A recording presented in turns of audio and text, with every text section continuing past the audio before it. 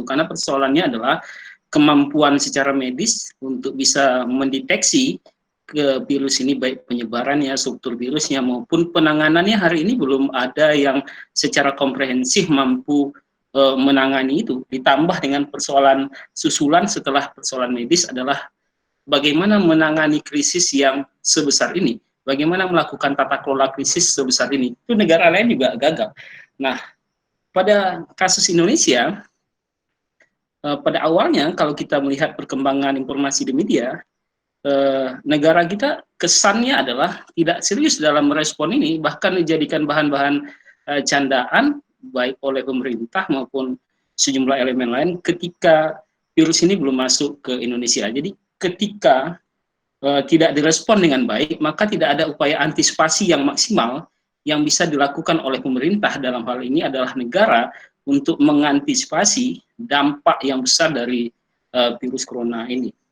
Nah, itu menjadi persoalan. Sehingga yang terjadi adalah di level nasional adalah tidak solidnya kebijakan pemerintah dalam menangani ini. Hal ini bisa dibuktikan dengan perbedaan pandangan sejumlah elit pemerintah ketika merespon pada awalnya muncul COVID-19 di Indonesia. Antar elit juga bersilang pendapat, dan itu mencerminkan kondisi struktur pemerintah yang tidak siap untuk merespon wabah yang sebesar ini. Sehingga yang terjadi adalah kebijakan yang berubah-ubah, kebijakan yang tidak fokus, dan itu mempengaruhi respon negara dalam menyikapi corona secara keseluruhan. Jadi di level global, sejumlah negara, sebagian besar negara juga tidak siap. Di level nasional, Indonesia kita juga tidak siap, gagap ketika virus ini masuk di Indonesia. Nah, pada lingkup yang lebih kecil, yang menjadi topik diskusi kita pada malam hari ini terkait dengan lingkup Provinsi Kepulauan Riau, saya kira kondisi juga hampir sama.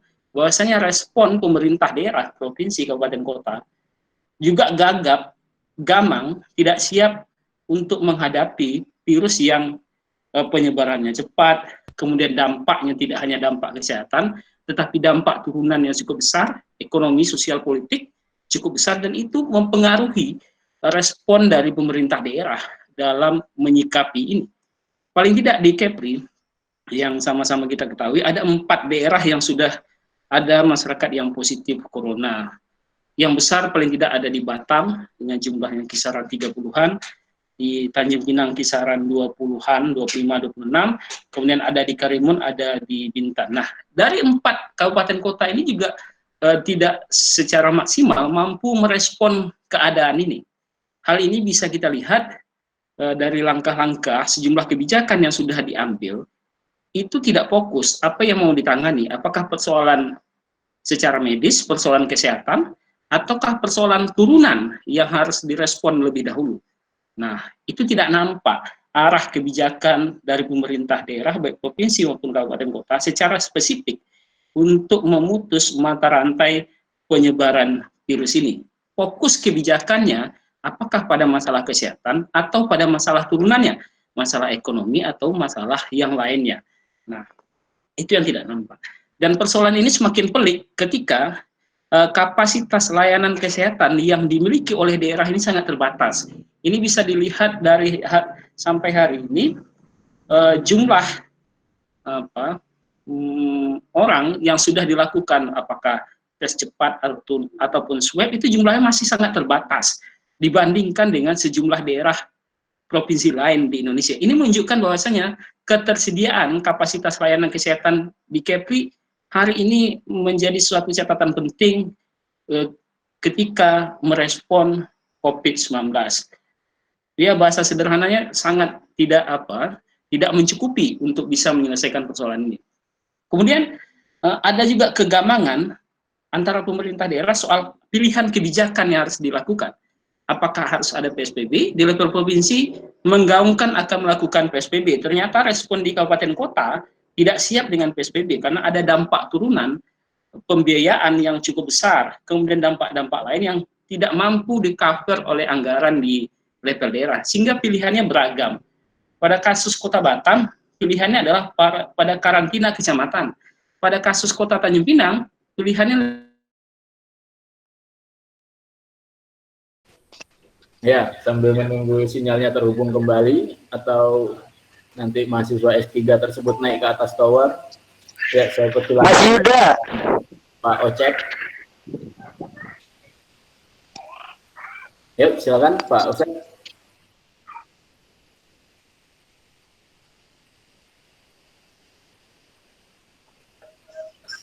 Ya, bismillahirrahmanirrahim. Assalamualaikum warahmatullahi wabarakatuh. Waalaikumsalam. Apa namanya, Pak Bismar itu mungkin dia kehabisan pulsa karena tidak dikasih pulsa sama apa IO-nya.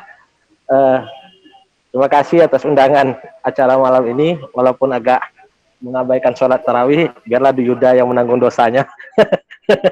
Ya kan?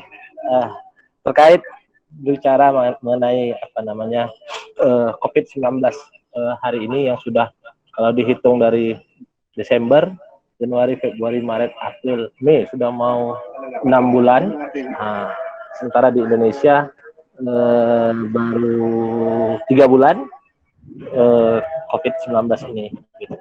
Nah, ada hal yang berbeda yang perlu dipertegas terkait dengan COVID-19 ini. Tadi Pak Bismar menyatakan bahwa baik pemerintah pusat maupun pemerintah daerah gagap dalam menanggapi penyebaran virus COVID-19. Nah, kalau kita lihat dalam apa namanya ilmu mitigasi atau bencana, bahwa Indonesia kalau menghadapi bencana alam dia siap, insya Allah dia siap. Bencana alam Merapi, bencana alam apa namanya yang di Jogja, Merapi, gempa, tsunami, insya Allah dia siap. Namun memang terkait dengan bencana pandemi ini memang belum tersusun semacam SOP ataupun sistem yang baik dalam penanganan pencegahan terkait dengan penyebaran bencana pandemi begitu. Memang kalau kita bandingkan dengan kasus virus SARS atau virus MERS 2010 atau 2012 itu beda kasus COVID-19 ini. Pada kasus SARS maupun MERS tidak sebanyak ini dampaknya, korban tewasnya, pasien yang apa namanya terinfeksi relatif bisa ditangani baik bukan hanya oleh Indonesia tapi seluruh dunia relatif bisa menangani itu. Tapi dalam kasus COVID-19 memang bukan hanya Indonesia tapi juga seluruh dunia kewalahan untuk apa namanya melakukan pencegahan maupun apa namanya pencegahan dari penyebaran virus COVID-19. Artinya memang ada hal yang ke depan harus diperbaiki terkait dengan bagaimana menangani apa namanya pandemi bencana virus dalam konteks bencana ya. Karena di sisi lain dalam konteks bencana yang lain Indonesia relatif lebih siap mitigasinya begitu. Apakah itu tadi saya katakan gunung meletus, bencana gempa, tsunami atau yang lain sebagainya. Ini satu hal yang perlu saya tekankan bahwa dalam konteks ini jadi pelajaran baru bagi bangsa Indonesia bahwa kita juga harus bersiap sedia dalam menangani apa pandemi bencana. Terus yang kedua, pada tahun 2018 pemerintah sudah mengeluarkan Undang-Undang nomor 6 tahun 2018 tentang kekarantinaan kesehatan. Begitu. Di situ dikatakan bahwa pemerintah dapat menetapkan dan mencabut peraturan pemerintah tentang kedaruratan kesehatan masyarakat. Nah, kalau kita lihat dalam kondisi hari ini bahwa memang benar kata Pak Bismar tadi, di awal-awal penyebaran COVID-19 di Indonesia terkesan memang pemerintah acuh tidak acuh dalam melakukan pencegahan terhadap penyebaran COVID-19. Tapi kalau kita merujuk pada negara-negara lain, tidak hanya Indonesia yang melakukan itu, tapi sekelas Amerika Serikat, negara besar juga menyepelekan apa namanya penyebaran kasus COVID-19 begitu, menganggap kasus COVID-19 ini adalah sesuatu yang enteng begitu.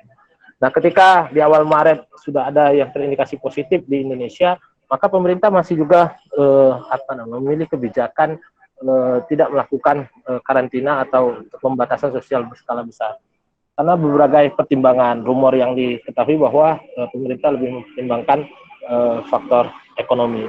Padahal sejak awal Maret sampai dengan sekarang jumlah pertambahan baik yang terinfeksi COVID-19 maupun pasien yang tewas itu mengalami peningkatan. Walaupun pada minggu lalu terjadi penurunan dan sampai semalam Presiden Jokowi menyatakan bahwa PSBB dinyatakan sedikit berhasil. Tapi indikasinya bahwa tetap saja penyebaran dan kasus yang meningkat tidak dapat dianggap sepele. Nah, pemerintah baru mengambil sikap tentang apakah pemilihannya adalah karantina atau PSBB di akhir Maret. Itu dengan dikeluarkannya Kepres nomor 11 tahun 2020 tentang menetapkan bahwa Indonesia menjadi darurat kesehatan masyarakat. Bayangkan sebulan setelah penyebaran kasus COVID di Indonesia, di akhir bulannya baru pemerintah bisa mengambil sikap menetapkan bahwa ini menjadi bencana nasional dan kedaruratan kesehatan masyarakat yang dilanjutkan dengan pilihan mitigasi untuk bagaimana mencegah atau menangani kedaruratan kesehatan masyarakat. Kalau kita rujuk pada Undang-Undang Nomor 6 2018 bahwa kedaruratan kesehatan masyarakat itu dapat dilakukan mitigasi dengan beberapa cara, pertama dengan cara karantina rumah, karantina wilayah, karantina rumah sakit, atau dengan pembatasan sosial berskala besar. Nah, kalau kita lihat pilihan yang diambil oleh pemerintah adalah PSBB, begitu, bukan karantina secara menyeluruh, begitu. Tapi dia lebih cenderung mengambil pembatasan sosial berskala besar, begitu. Ini memang diperkuat dengan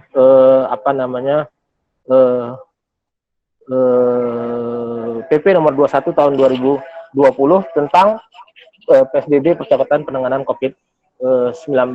Artinya memang kalau dibilang terlambat, ya agak sedikit terlambat karena memang sedikit berpolemik apakah pilihannya karantina atau PSBB.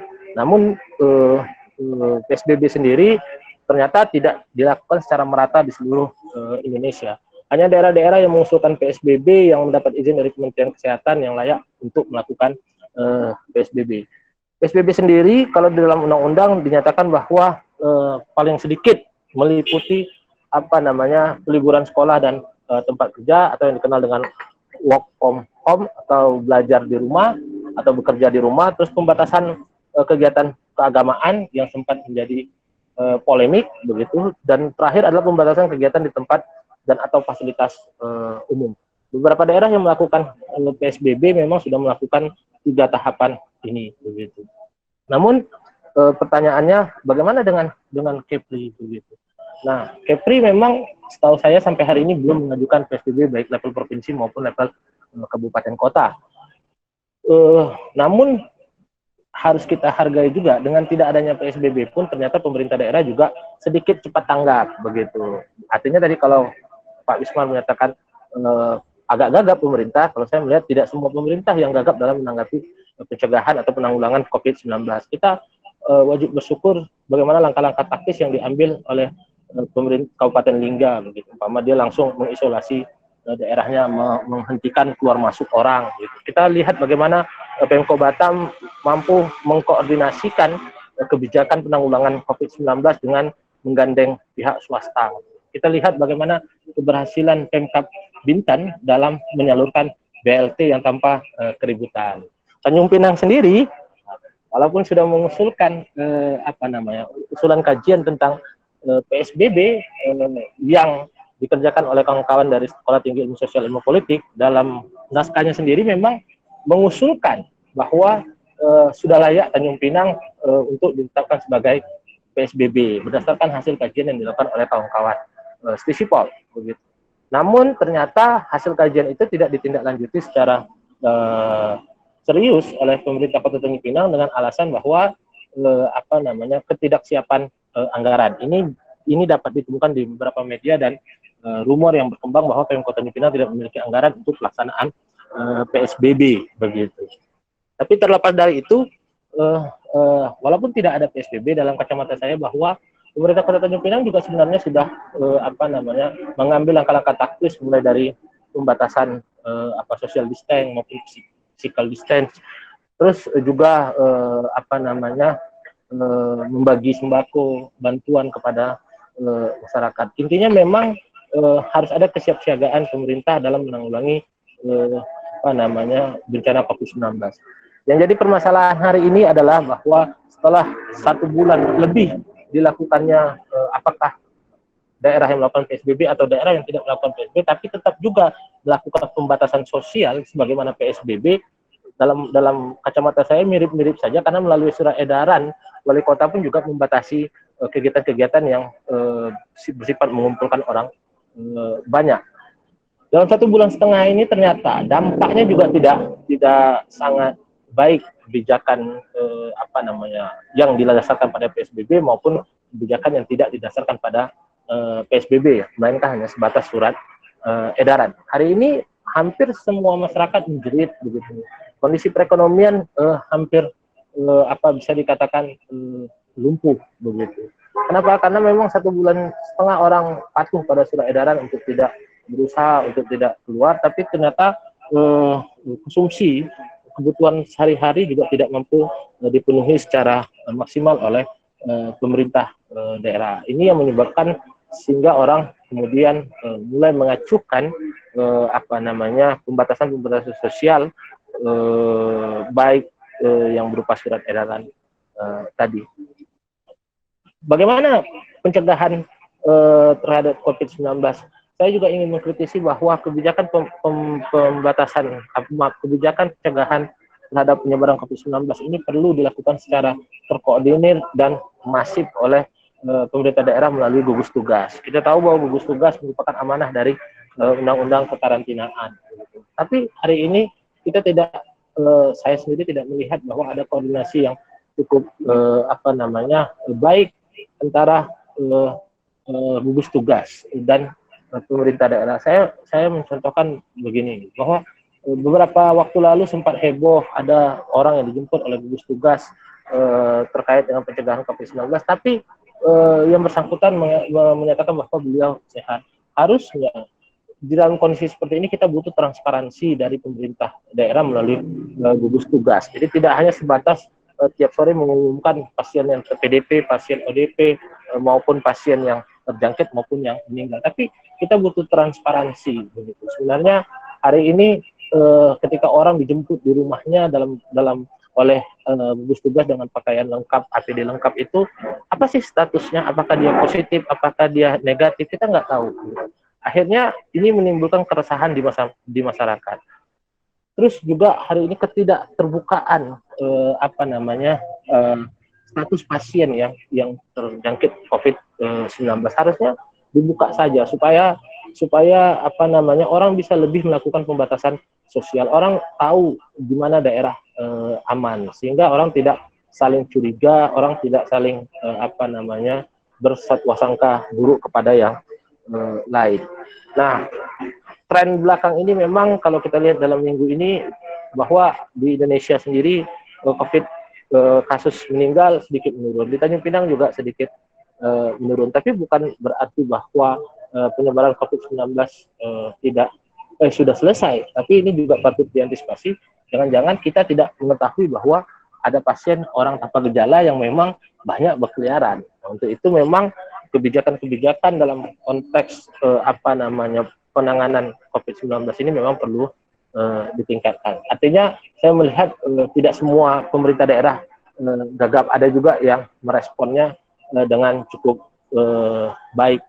Hari ini di Kepri kalau saya nggak salah tadi sore sudah sampai 98 yang positif begitu. Ini kan terus menaik.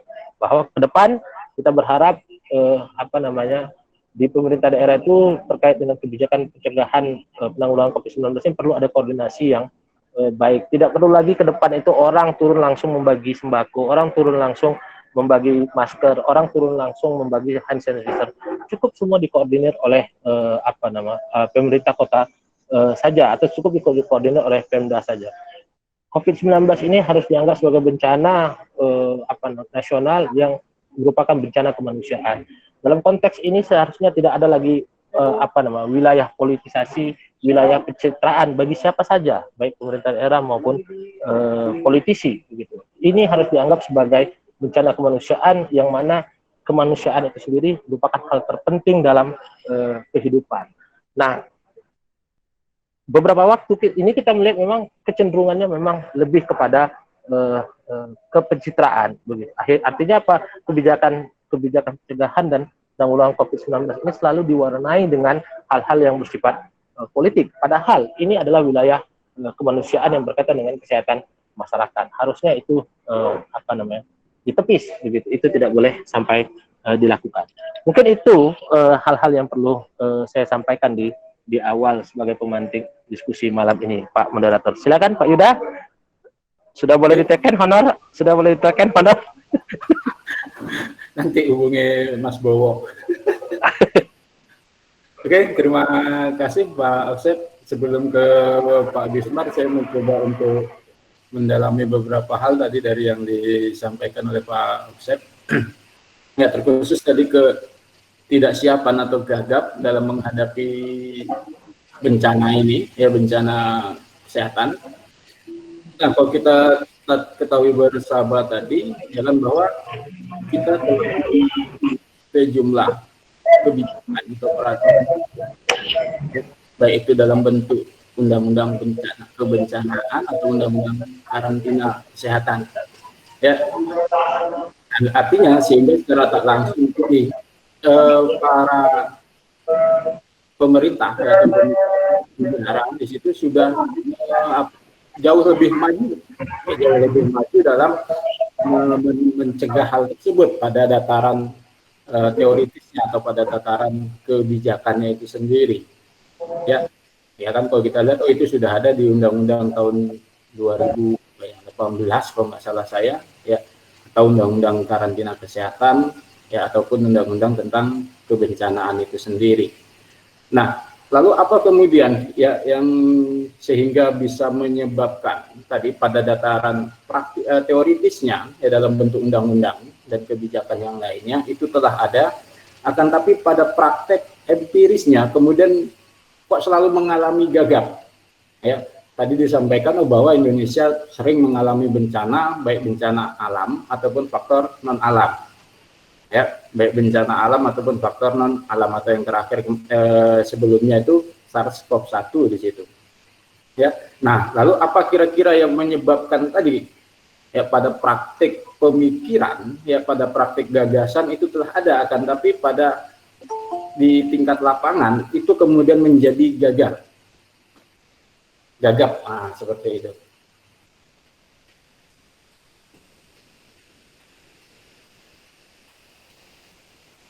Ini ke saya nih. Iya, saya ingin mendalami terlebih dahulu sebelum saya tertarik itu. Makanya hari ini perlu dilakukan judicial review terhadap Undang-Undang Nomor 6 Tahun 2018 itu tentang kekarantinaan kesehatan itu. Untuk apa kita membuat undang-undang kekarantinaan, tapi kita nggak mengambil opsi kekarantinaan dalam menanggulangi wabah pandemi COVID-19 ini. Ini kan sebenarnya Undang-Undang 6 2018 ini uji coba terkait diuji coba dengan COVID. Gitu. Maksud saya dia baru 2018, maka ini merupakan uji cobanya. Begitu. Harusnya ketika ini terjadi COVID-19 ini, Undang-Undang 6 2018 ini sudah siap untuk menanggulangi bencana COVID ini. Ternyata kan tidak. Karena apa? Karena di dalam undang-undang itu sendiri variabelnya juga menjadi variabel yang ambigu. Begitu. Kenapa? Karena dalam menetapkan, umpama saya contohkan, dalam menetapkan karantina itu ada faktor ekonomi yang menjadi pertimbangan, umpama begitu. Nah ini menjadi masalah yang sangat krusial. Kita tahu bahwa sebagian besar, mungkin setengah penduduk Indonesia berada di bawah garis kemiskinan. Maka ketika diambil pilihan opsi karantina, maka yang terjadi mungkin bisa saja kerusuhan, bisa saja kelaparan, begitu. Nah, artinya terancang Undang-Undang Nomor 6 Tahun 2018 ini sebenarnya dia sudah memikirkan bahwa opsi karantina itu adalah opsi yang masuk akal. Tapi pada tataran kondisi dasarnya ternyata tidak mampu keuangan negara untuk menanggulangi bencana karantina ini. Maka jangankan sekelas Pemko Tanjung Pinang yang menyatakan naskah akademiknya PSBB-nya menyatakan layak untuk dilakukan PSBB, tapi karena tidak ada anggaran, negara sendiri pun ketika dalam kasus karantina ini tidak mampu melaksanakan dalam kasus COVID ini tidak mampu melaksanakan karantina juga dengan alasan pertimbangan ekonomi, begitu. Nah, jadi memang variabel ekonomi menjadi variabel yang sangat ambigu dalam menetapkan status kekarantinaan. Sehingga untuk apa ada karantina, untuk apa ada Undang-Undang 6 2018 kalau pilihan opsi karantina itu tidak berani diambil. Walaupun dalam Undang-Undang 6 2018 itu dikatakan opsi karantina itu adalah satu opsi, di lain opsi yang lain ada opsi karantina rumah sakit, rumah, wilayah, dan PSBB. Tapi opsi karantina secara komprehensif menyeluruh dengan menutup bandara, pelabuhan, itu tidak dilakukan. Kenapa? Satu-satunya dasar yang diambil adalah dasar pertimbangan ekonomi. Artinya undang-undang ini sendiri pun ternyata tidak manjur ketika dihadapkan dengan kondisi dasen yang nyata, begitu. Itu menurut saya ada faktor itu, begitu. Oke. Terima kasih. Ya. Ini makin mahal bayaran saya ini. Pak Osep, ya nanti bayarannya tinggal minta kepada tim gugus tugas. Oke, selanjutnya saya persilahkan kepada Pak Bismar untuk menyambung yang terputus tadi. Silakan Pak Bismar.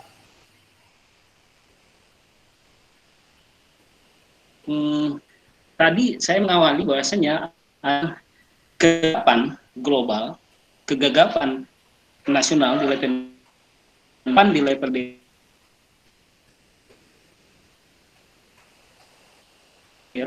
tidak hanya persoalan medis, tidak hanya persoalan kesehatan, tetapi juga punya efek turunan yang jauh lebih dahsyat dibandingkan hanya persoalan kesehatan tadi.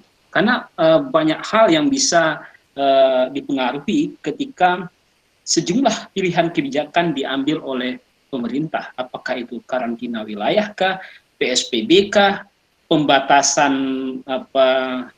jam operasional usaha kah, semua itu akan memiliki dampak yang besar bagi sendi kehidupan, terutama pada konteks ekonomi. Sementara di sisi lain, kapasitas anggaran negara kita tidak maksimal, tidak mampu untuk mengcover persoalan turunan itu, berbeda dengan kasus sejumlah negara lain, contoh Cina yang melakukan lockdown atau karantina Wuhan, karena dia kapasitas anggarannya cukup besar, dia mampu mengcover persoalan turunan dari pilihan kebijakan. Nah, dalam kasus Indonesia, saya memahaminya, melihatnya bahwasanya kapasitas anggaran yang kita miliki tidak mampu mengcover persoalan turunan itu, maka pilihan kebijakannya samar-samar.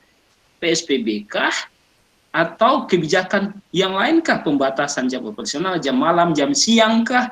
Atau physical distancing kah? Tetapi dalam tataran prakteknya, itu tidak mampu dilakukan secara maksimal oleh pemerintah dalam hal ini. Maka dalam konteks itulah saya melihat bahwasanya pemerintah gagap dalam menentukan pilihan apa yang harus dilakukan untuk mengatasi, menanggulangi persoalan COVID-19 ini. Apakah mau fokus pada masalah kesehatan atau pada persoalan-persoalan yang lain. Nah, karena topiknya adalah koordinasi, kemudian relasi pemerintah kabupaten kota provinsi, apa yang disampaikan Pak Oksep tadi dalam konteks koordinasi saya kira juga tidak pas ketika sejumlah kabupaten kota, contoh kasus Lingga yang melockdown dirinya sendiri. Nah, itu dalam konteks koordinasi pemerintah itu perlu dipertanyakan apa dasarnya menutup wilayahnya, sementara ada posisi gubernur sebagai wakil pemerintah pusat. Nah, pada poin itu tidak terjadi proses koordinasi yang baik antar level pemerintahan di Provinsi Kepulauan Riau. Nah, hari ini kalau kita lihat kasus di Provinsi Kepulauan Riau, mungkin angka memang tidaklah sebanyak sejumlah provinsi lain. Tapi perlu kita catat, apakah sudah dilakukan proses tracking secara masif? Apakah sudah dilakukan proses tes secara masif? Kalau kita baca di media hari ini, kapasitas tesnya sangat terbatas. Jadi kita tidak boleh terpukau oleh data yang hari ini hanya 98, kemudian tingkat kesembuhannya tinggi. Apakah itu data real di lapangan atau tidak? Ini juga perlu menjadi catatan dalam konteks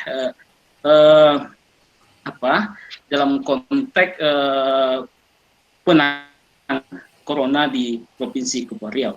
Kemudian saya memberikan catatan lain dalam konteks penanganan corona di Provinsi Kepri adalah tidak maksimalnya proses komunikasi dan lobby yang dilakukan oleh pemerintah provinsi terhadap pemerintah pusat. Hal ini bisa kita buktikan dengan terbatasnya bantuan dari pemerintah pusat kepada provinsi. Berbeda dengan sejumlah provinsi lain yang mendapatkan alat tes yang lebih banyak dibandingkan Provinsi Kepulauan Riau. Padahal Provinsi Kepulauan Riau secara geografis dekat dengan negara lain, menjadi salah satu pintu masuk sejumlah TKI yang pulang dari luar negeri adalah di Provinsi Kepulauan Riau. Poinnya adalah Provinsi Kepulauan Riau sangat riskan untuk menjadi sebuah kawasan yang cukup besar dalam konteks tertular virus ini. Tetapi pemerintah provinsi dalam pemahaman saya tidak mampu melakukan komunikasi yang efektif sehingga mendapatkan bantuan yang lebih banyak untuk bisa menyelesaikan persoalan ini lebih cepat. Salah satu buktinya adalah sangat terbatasnya alat tes swab yang didapatkan oleh pemerintah provinsi melalui bantuan pemerintah pusat. Nah, secara anggaran, pemerintah Provinsi Kepri, kalau kita baca di media, secara keseluruhan hampir 1 triliun anggaran yang sudah dianggarkan. 700 miliar ya, semua kabupaten kota menganggarkan kalau diakumulasi termasuk provinsi, hampir 1 triliun. Nah, tetapi saya tidak melihat penggunaan anggaran itu untuk menyelesaikan persoalan turunannya. Karena kan kalau kita bicara COVID hari ini, bukanlah persoalan hari ini, sudah persoalan yang berjalan hampir memasuki 3 bulan. Dari awal Maret sampai Mei, pertengahan Mei sudah melebihi 2,5 bulan. Jadi tidak nampak proses penanganan persoalan turunan dari COVID ini. Persoalan bagaimana mengatasi persoalan ekonomi, persoalan bagaimana mengatasi persoalan sosial, itu hari ini tidak nampak. Yang nampak terkesan hanya sebuah kebijakan yang dalam hemat saya tidak dibuat secara sistematis dengan data yang baik sehingga menghasilkan kebijakan yang terukur. Yang nampak hanya pembagian sembako, kemudian pembagian masker. Saya kira itu tidak efektif. Harus ada kebijakan yang lebih sistematis untuk menyelesaikan itu. Harus ada data, peta, siapa saja yang terdampak, berapa banyak terdampak, kelompok apa saja yang terdampak. Itu kan tidak sama proses pendekatannya. Tetapi hari ini semuanya rumusnya sama. Masalahnya COVID, ada dampak ekonomi, ada dampak sosial, rumus penyelesaiannya yang tergambar ke publik hanya sembako. Yang terbaca ke publik, rumusnya hanya sembako. Saya kira kan tidak itu. Ini kan persoalan yang komprehensif, maka harus diselesaikan. Pak Bismar, ini ya. Bu Rahma ada gabung loh, Bu Rahma ada gabung. Iya, tak apa-apa. Nah, kalau pemahaman saya itu kan tidak pas. Semuanya diselesaikan dengan harus ada kebijakan-kebijakan lain, harus ada pemetaan secara komprehensif siapa saja yang terdampak, dan solusinya saya kira tidak sama. Semuanya tidak sama. Harus ada pendekatan yang lebih komprehensif terkait dengan itu. Kemudian catatan saya yang terakhir adalah terkait dengan penegakan kebijakan yang sudah diambil oleh pemerintah daerah. Hari ini banyak kebijakan yang sudah diambil oleh pemerintah daerah, tetapi dalam konteks implementasi dan penegakan aturan itu saya kira masih perlu kita tinjau. Ada kebijakan pembatasan orang berkumpul, tapi faktanya masih banyak juga kita menjumpai orang yang berkumpul melebihi jumlah yang disebutkan dalam kebijakan itu 5 orang. Kemudian banyak aktivitas ekonomi yang juga melibatkan banyak orang. Jadi saya kira pemerintah harus lebih berani dan tegas dalam menjalankan sejumlah alternatif kebijakan yang sudah diambil. Karena persoalan penanganan corona hari ini tidak hanya persoalan medis saja lagi, tetapi banyak persoalan turunan yang itu yang harus dicarikan solusi secara komprehensif. Dan itu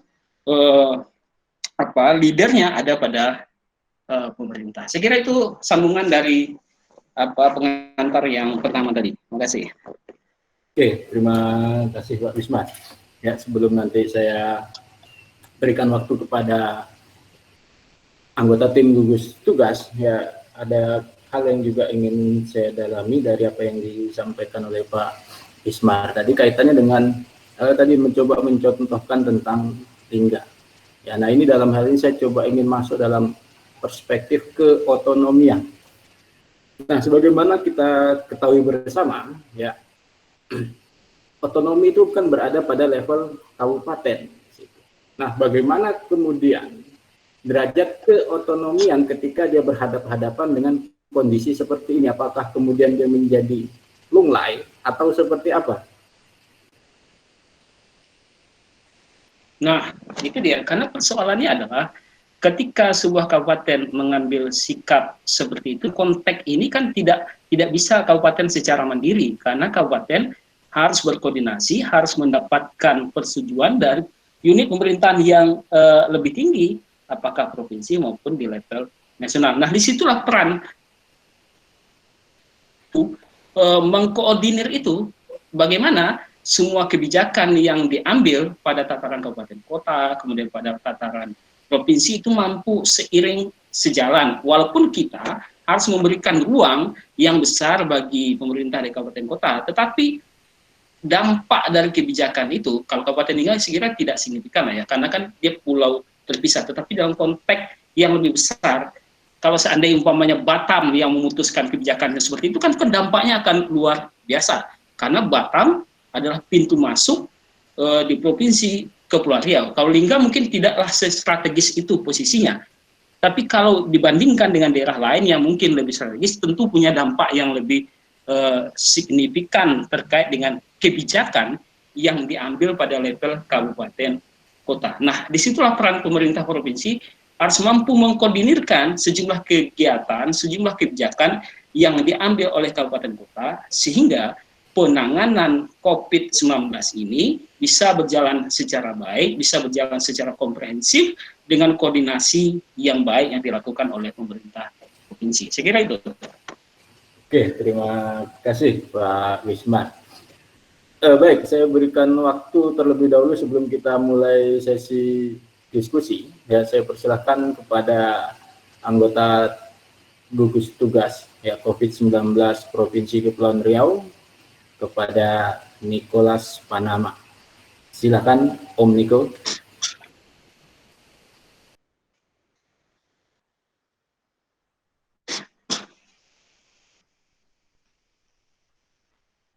Karena ini nggak kalah penting di situ ya, perspektif dari Om Niko ini ya, karena dia mengalami langsung dari kerentetan atau sejumlah kebijakan ya, mulai dari level undang-undang sampai kemudian peraturan pemerintah.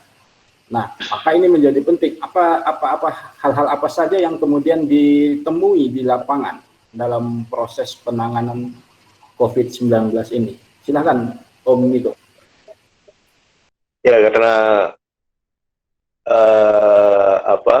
saya di anggota jubir ya, anggota jubir yang sebenarnya tidak terlalu bebas untuk bicara, tapi kalau malam ini saya diminta untuk bicara, saya akan berbicara sesuai dengan kapasitas saya saja. Ya teman-teman, mohon maaf kalau seandainya tidak memuaskan gitu.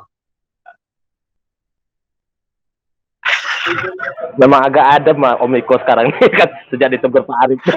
Sejak ditegur Pak Arif ini memang agak adem dia.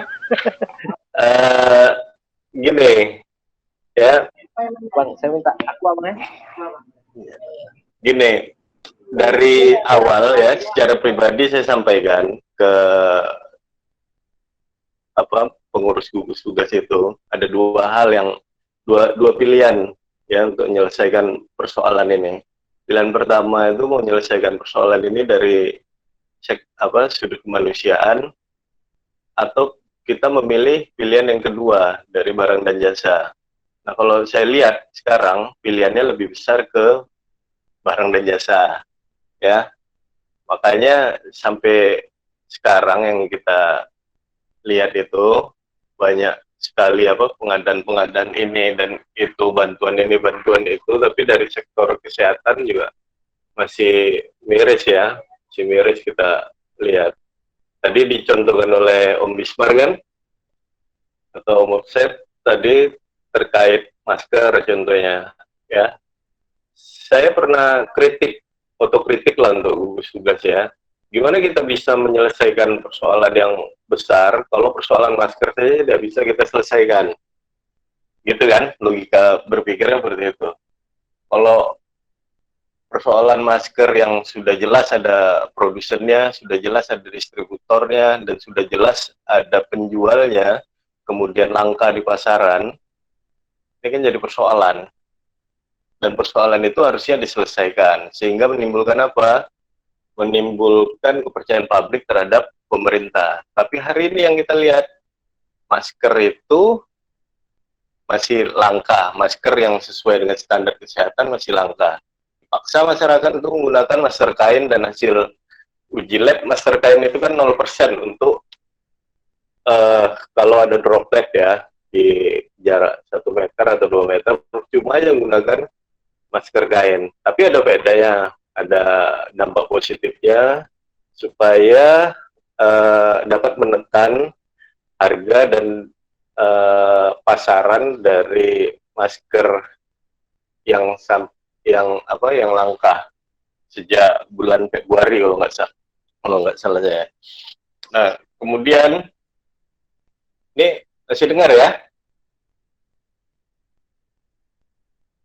Dengar, lanjut. Oh, ya. Nah, kemudian jangan saya ngomong sendiri pula kan, semua pada pergi kan. Nah, kalau jubir bicara kita dengar lah. Nah, yang kedua, saya sepakat tadi, kita pemerintah ini tidak fokus mau menyelesaikan yang mana gitu. Apakah mau menyelesaikan persoalan kemanusiaan dari sudut kesehatan atau persoalan lainnya gitu. Sehingga apa? Sehingga ya realitanya seperti ini, seolah-olah ya hari ini masyarakat itu nggak panik karena mungkin setiap hari sudah panik. Sudah terbiasa dia melihat angka-angka data-data dari COVID ya, setiap hari itu ada peningkatan. Ya katakanlah yang positif itu bisa sembuh ya, yang positif bisa sembuh sampai berapa persen itu sudah 36% ya dari 100 lebih sedikit. Kemudian yang meninggal 10 orang. Memang dari data itu banyak yang sembuh ya, tapi data OTG ini kan yang diwaspadai oleh masyarakat.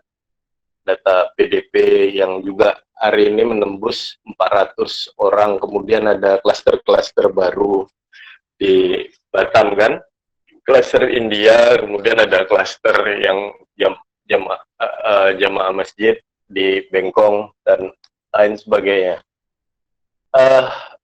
Harus ada kepastian memang supaya masyarakat itu bisa merasa nyaman ya, kemudian tidak panik. Kalau untuk di Tanjung Pinang yang saya lihat tingkat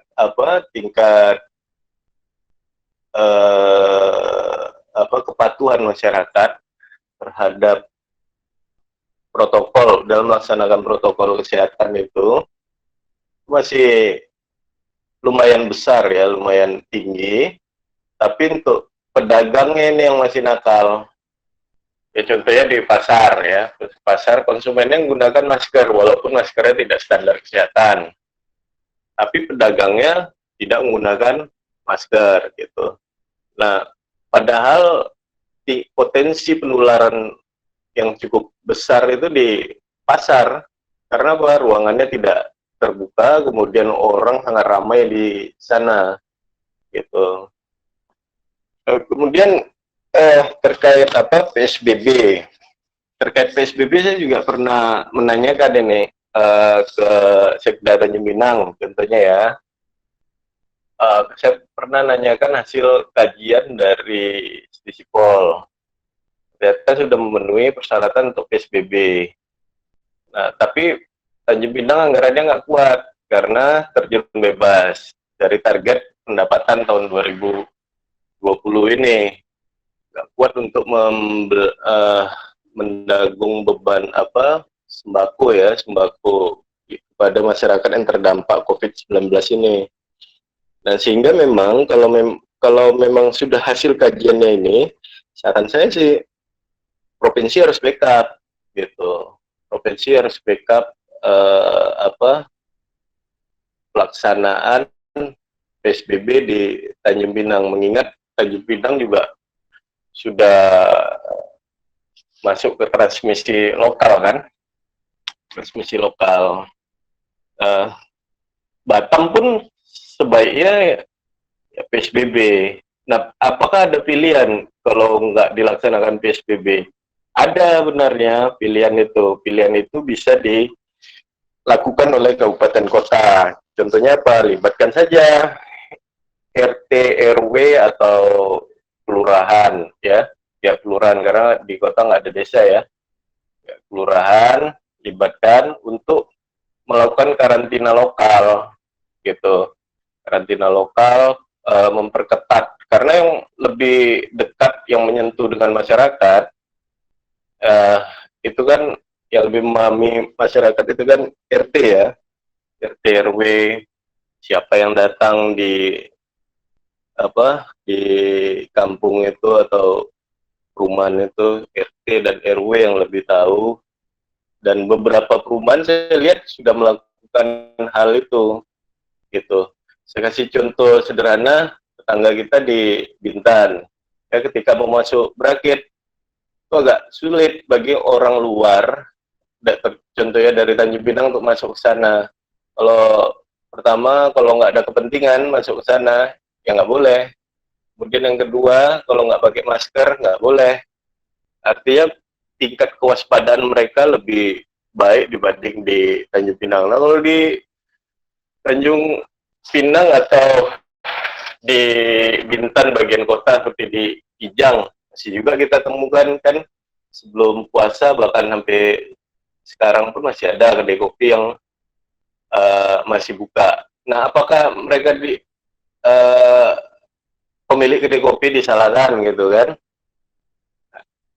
Ya saya pikir tak fair juga kalau disalahkan pemilik kedai kopi ya. Kenapa? Karena mereka sudah tutup berapa lama dan mereka memakan apa? Bukan karena Om Niko pemilik kedai kopi juga kan? Enggak lah, itu udah jadi posko relawan tuh.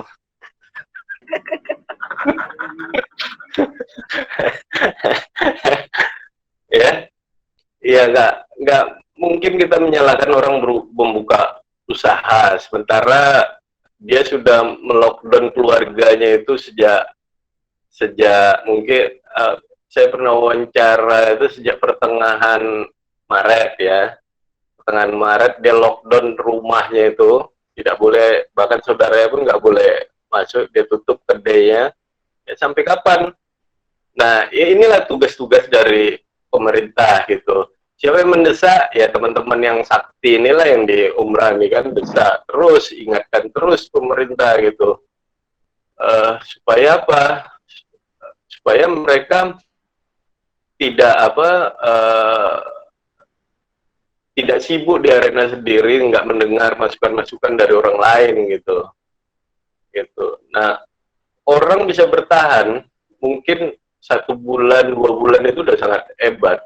Bulan ketiga apa yang dilakukan dia ketika beras sudah tidak ada, uang sudah tidak ada? Ini kan akan menimbul efek lainnya gitu. Nah, ini persoalan ini saya pikir semua orang juga paham kan, karena ini persoalan kebutuhan yang nggak bisa ditunda gitu. Kita disuruh lockdown, karantina di rumah saja dan lain-lain, tetapi ada permintaan sebenarnya dari masyarakat itu sampai kapan mereka harus begini, dimulai dari kapan dan berakhir sampai kapan. Begitu. Nah, kepastian itu yang harus diberikan oleh negara, ya, oleh pemerintah, gitu. Bukan hanya sekedar menyerukan supaya sekolah tutup, masjid dibatasi, aktivitas di pelabuhan dibatasi, bandara dibatasi, dan lain-lain. Pola pergerakan seperti PSBB, tapi dikatakan PSBB tidak PSBB, ya. Kemudian masyarakat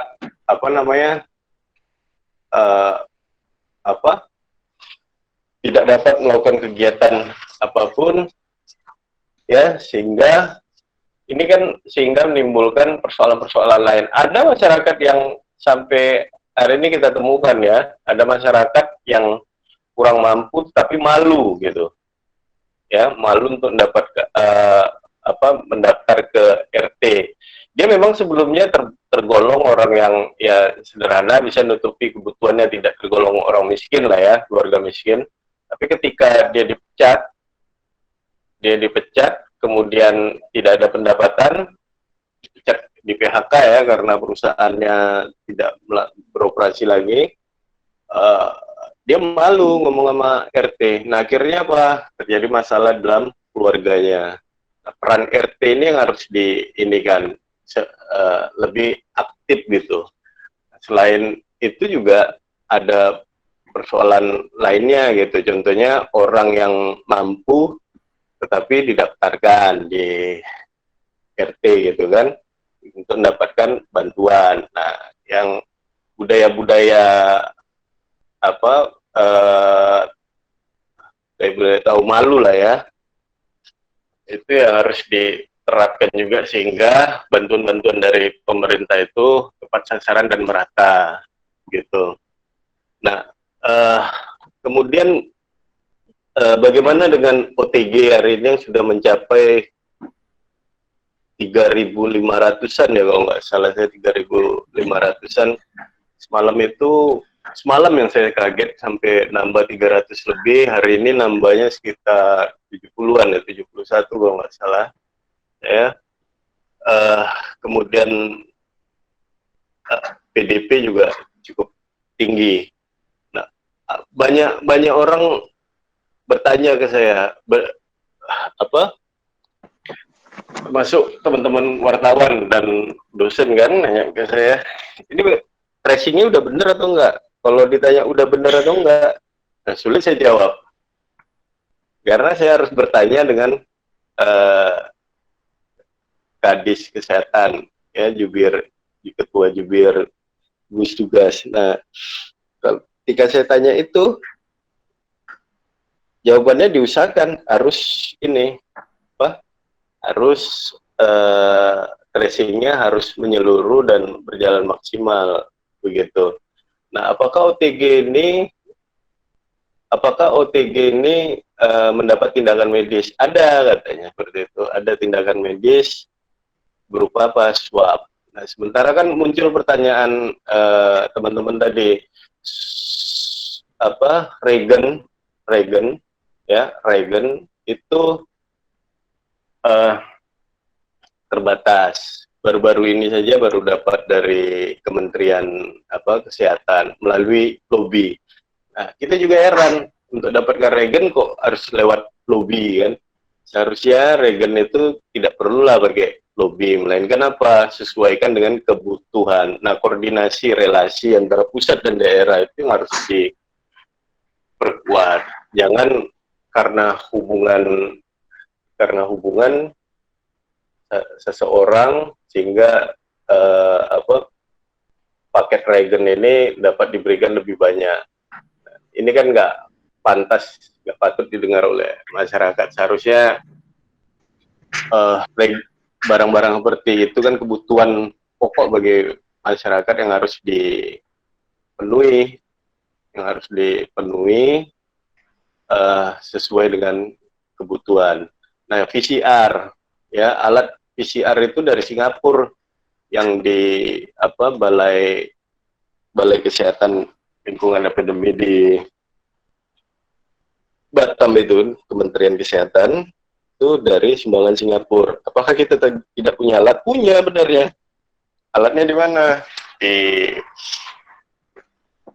RSUP ada alat PCR. Kemudian di Umrah juga ternyata ada, tetapi dua-duanya tidak bersertifikasi sehingga tidak digunakan. Nah, pertanyaan ini kan agak aneh. Ada alat tapi tidak digunakan gitu. Malah alat benda yang dari negara asing yang digunakan. Apakah sebegitu mudah mendapatkan sertifikasi sehingga alat yang dari Singapura itu baru berapa hari sudah bisa digunakan ya. Tapi paling tidak kita bersyukurlah bahwa 2 alat itu sudah bisa digunakan, ditambah lagi dengan alat di rumah sakit Galang, alat PCR itu di rumah sakit Galang gitu. Untuk sementara itu tuh Pak host Yuda Keling. Ya, terima kasih Pak Niko. Oke, silakan saya buka sesi diskusinya. sama-sama. Silakan untuk yang bertanya atau memberikan tanggapan dari apa yang sudah disampaikan oleh para pemateri tadi. Ya, langsung saja saya buka, silakan. Assalamualaikum. Hai Pak Niko. Uli Iya. Sofia. Iya, boleh. Terkait dengan ya kalau baca fenomenanya lumayan bingung juga kita ngelihat khususnya pertama birokrasi yang lumayan ini ya. Terus kemudian antara kebijakan PSBB dan anggaran yang ada itu apakah tidak ada alternatif solusi? Kemudian tidak ada koordinasi terkait dengan praktek untuk mencegah penyebaran COVID. Kebijakan yang mencela-mencela kadang-kadang membuat kesulitan baik dari pusat ke daerah. Akhirnya kayak bertahan sendiri-sendiri, jadi main selamat sendiri-sendiri kayaknya Pak Niko, di masyarakat menyelamatkan diri sendiri nih kayaknya. Terus kemudian udah terjawab itu Bu. Iya, nah yang menarik Pak Bismar tadi bilang jangan bangga dengan orang masyarakat yang memberikan bantuan gitu ya. Boleh jadi itu justru citra bahwa pemerintah nggak sanggup untuk melakukan itu begitu. Nah ini menjadi sesuatu yang krusial. Pertanyaan saya adalah kepastian tadi yang diinginkan masyarakat. Ini apa yang dilakukan pemerintah dengan jangka waktu? Karena yang tadinya sebulan, 2 minggu, jadi sebulan, sekarang sudah masuk 2 bulan.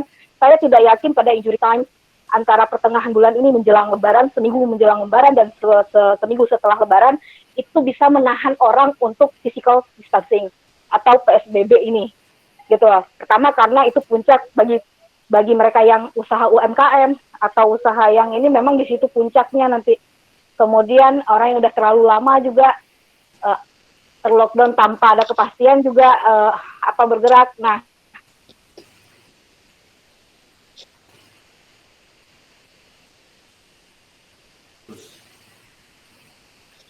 Ya. Cek satu. Kena sabotase. Ya. Nah, kalau saya tangkap tadi yang ditanyakan yang berkaitan dengan lalu lintas. Ya, apakah mungkin ada kalau tadi Pak dikausulkan bahwa ayo pasti gitu. Itu. Nah, itu maksud saya, atau mungkin bisa begitu karena kami di sini di beberapa percakapan di grup itu udah sampai yang ada sekelompok masyarakat yang mungkin sudah sampai batas ya orang lapar gitu Pak Niko. Itu di Momol sekarang sudah ada beberapa kelompok masyarakat yang sudah akan menjarah begitu. Saya khawatir kalau ini terlalu lama rusuh gitu. Ini mulai rusuh ke depannya begitu. Nah, itu pertanyaan saya itu setidaknya untuk 1 minggu menjelang Lebaran dan 1 minggu setelah Lebaran apa tindakan, karena itu kayaknya paling besar nih resikonya kita, karena memang semua pengamat mau dari Australia mau dari mana itu mengatakan bahwa kuncinya 2, swab sama lockdown tadi, itu yang tercepat untuk bisa mengantisipasi COVID ini sendiri. Terima kasih Pak Niko. Itu aja pertanyaan saya. Sama Bu. Saya jawab nih. Ya, silakan nanti ditambahkan dengan Pak Bismar. Ya Pak Bismar dulu lah. Pak Bismar dulu. Pak Niko, jubirlah.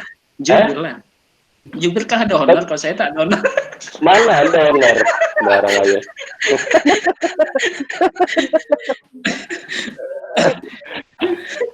Ya Pak Niko. Yang ada gambar lah dulu. Oke. Saya kira apa yang disampaikan Bu Uli itu sebagian besar memang faktual gitu ya. Bahwasanya hari ini kebijakan yang diambil oleh pemerintah itu patut kita uji efektivitasnya terkait dengan penanganan wabah COVID-19 ini. apakah kebijakan itu sudah efektif, sudah mampu mengurangi secara signifikan? Apakah kebijakan itu sudah efektif dalam konteks pemerintah bisa mengcover dengan kebijakan yang lain untuk menanggulangi dampak turunan dari kebijakan yang diambil itu. Nah, hari ini kita sudah hampir 2 bulan di rumah. Saya kira kejenuhan itu wajar saja muncul. Maka hari-hari ini ya kita menjadi semacam sudah tidak peduli lagi atau ada abai atau sudah mulai tidak terlampau memperhatikan himbauan, edaran dan segala macam itu. Pemerintah, masyarakat juga sudah jenuh 2 bulan hanya di rumah tanpa aktivitas. Nah, sementara di sisi lain tidak ada jaminan kapan persoalan ini bisa teruraikan dengan baik. Walaupun kita lihat kasus secara nasional maupun lokal, angkanya kenaikannya mungkin tidaklah signifikan, tapi kan angka itu tidak bisa kita pastikan karena kan uji swab hari ini yang dilakukan oleh pemerintah secara nasional angka belum mencapai 150.000. Ini kan menjadi persoalan, apakah angka yang hari ini sudah 13.000 yang dikatakan positif itu adalah kondisi real atau karena keterbatasan kemampuan negara untuk melakukan tes secara masif. Begitu juga dengan konteks Provinsi Kepulauan Riau yang angkanya hari ini sekitar 100-an ditambah dengan Rumah Sakit Galang, apakah itu adalah cerminan faktual? Sementara kasus Batam sudah transmisi lokal, kemudian Tanjung Pinang sudah transmisi lokal. Itu kan juga menjadi tanda tanya, apakah memang angka segitu atau memang karena keterbatasan uji swab maka baru sebatas itu yang didapatkan. Bisa saja OTG yang angkanya 3.500 saja tidak menutup kemungkinan ada yang positif gitu. Nah, iya, memang ada yang positif.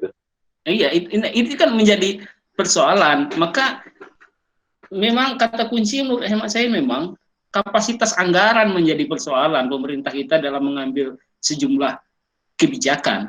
Maka sih kembali pada pengantar awal itu gamang karena mau mengambil kebijakan yang ini ada konsekuensinya, PSBB ada konsekuensinya, ada sejumlah hal yang harus di-cover oleh negara, hal yang harus di-cover oleh pemerintah daerah, sementara kapasitas anggarannya kecil. Tapi saya kira pemerintah daerah harus berani membuka diri terkait dengan persoalan anggaran itu. Hari ini kita tidak mengetahui persis apa sih kebijakan yang diambil oleh pemerintah daerah terkait dengan anggaran itu. Paling tidak untuk dalam 3 hal, untuk bidang kesehatannya, untuk ekonomi, dan jaminan sosialnya. Kita tidak nampak itu anggaran yang 700 miliar yang secara akumulasi di provinsi itu penggunaannya.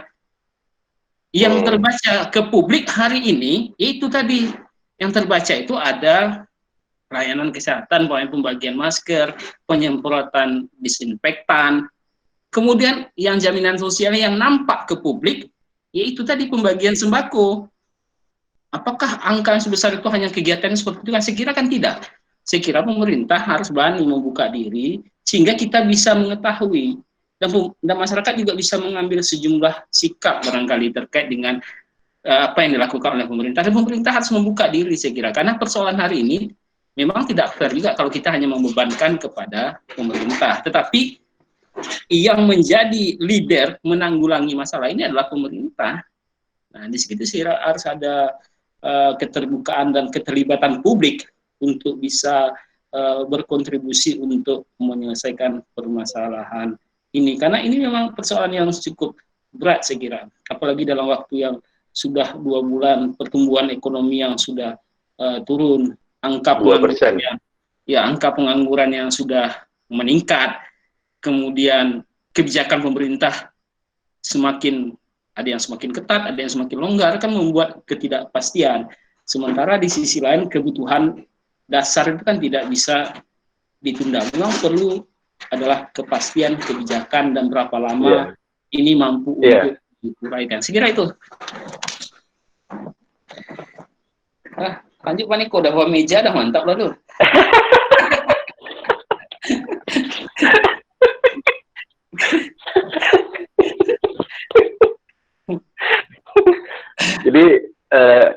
gini, apa? Ini terjadi salah satu dampak dari lambatnya kita mengambil kebijakan, ya. Ketika negara-negara lain sudah lockdown, di Cina lah contohnya atau Singapura, kita masih ngundang Wisman seperti itu. Nah, akibatnya apa? Muncul dampak turunan, ya, walaupun tidak berhasil kita menggarap Wisman yang data terakhir yang saya dapat itu bulan Maret, Wisman kita turun sampai 70% dibanding Maret 2019. Kalau dibanding Februari 2020 turun sampai 50%. Nah, ada daerah-daerah yang memang sumber pendapatannya dari Wisman, seperti Bintan, ya, Bintan. Akibatnya apa? Pendapatan mereka terjun bebas. Nah, tapi kalau seandainya ini di lockdown dari awal, kalau memang hasil kajian dia menyebabkan lockdown itu membuahkan hasil yang baik, saya pikir masyarakat sudah lebih siap menerima itu daripada menerima kenyataan seperti sekarang ini, gitu kan. Karena dibuat akibat tadi kata Pak Bismar, akibat gampang mengambil kebijakan sehingga masyarakat dibuat bingung kan dengan kondisi seperti ini. Kepastian itu dibutuhkan oleh masyarakat. Nah, bukan hanya yang Bu Uli tadi sampaikan, saya juga mendengar langsung dari orang-orang yang sudah membangun rumah, contohnya di hutan, ya, kemudian membangun kelong cacak di tengah laut di Bintan, membangun rumah di pulau yang tidak ada penghuninya, kemudian menyetok beras sampai ya melebihi kebutuhan dia nyetok untuk 3 bulan, 4 bulan. Semua itu dilakukan karena pemikiran mereka apa yang akan terjadi di masa yang akan datang. Nah, potensi-potensi apa yang akan terjadi. Nah, yang dikhawatirkan Bu Uli itu, atau apa yang sudah disampaikan oleh orang-orang ke Bu Uli itu, sebenarnya sudah dikhawatirkan oleh para pengusaha, contohnya seperti itu. Mereka sudah bangun rumah di hutan, sudah bangun rumah di kelong, bahkan ada yang tidak terbiasa mancing ikan di tengah laut. Sekarang hari Jumat, Sabtu, Minggu karena stres, daripada di rumah aja mereka mancing ikan Jumat, Sabtu, dan Minggu. Senin kerja lagi sampai Jumat sore. Begitu. Ini peristiwa-peristiwa yang terjadi dalam 1 bulan terakhir karena panik. Kenapa mereka panik? Karena tidak ada jaminan untuk mereka tidak panik. Apa yang bisa menjamin mereka untuk tidak panik? Gitu. Nah, inilah tugas sebenarnya yang harus dibuktikan oleh pemerintah bahwa negara kita dalam kondisi baik. Contohnya apa? Harus dibuktikan bahwa stok beras itu mencukupi sampai 2020 contohnya, 2021 contohnya seperti itu. Kemudian kapal logistik yang mengangkut beras dari Pulau Jawa atau dari Sumatera Barat itu berjalan lancar, gitu. Jangan pula nanti daerah penghasil beras itu melockdown hasil pertaniannya untuk kebutuhan masyarakatnya sendiri, gitu. Karena apa? Panik kenapa? Karena tidak ada alasan mereka tidak panik, gitu, ya. Nah, saya dapat informasi katanya kapal logistik itu sudah tidak berjalan atau sudah sudah parkir ya di Karimun karena mengalami kerugian, gitu. Ini kan hal-hal yang perlu diantisipasi agar tidak terjadi kelangkaan.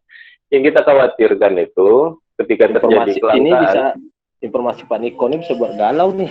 Terpaksa Ya. nimbun saya besok nih. Jangan, nimbun makin berat. Yang kita khawatirkan itu ketika tidak ada kepastian, tidak disampaikan dengan bukti-bukti bahwa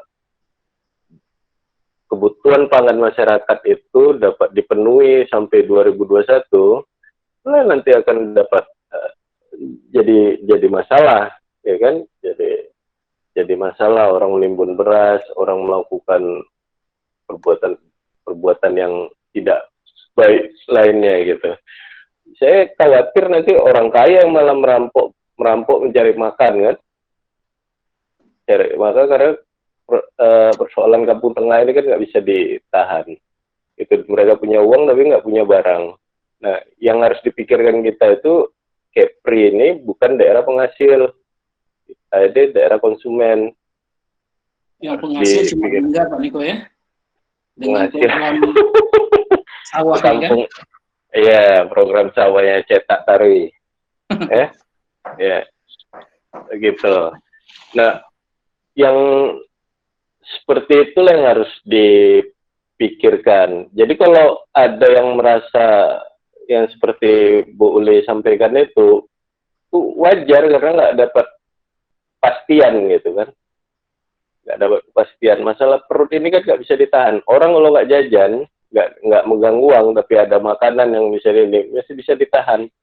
Tapi kalau orang pegang uang, tapi tak ada yang mau dibeli, tak ada yang bisa ngisi perutnya, itu orang nggak akan tahan. Orang nggak akan tahan dengan kondisi seperti itu. Nah, ini seharusnya tidak terjadi, tadi saya katakan, tidak terjadi kalau kita mengambil keputusan lebih cepat. Mau diapakan? Persoalan apa? Persoalan COVID ini gitu. Kita mau ngurus orangnya atau ngurus barang gitu. Kalau dari awal, sama seperti yang saya sampaikan dengan Pak Bismar dan Pak Oksep, kalau nggak salah awal Februari ya. Ya tak? Perasaan waktu itu suruh demo, bukan suruh.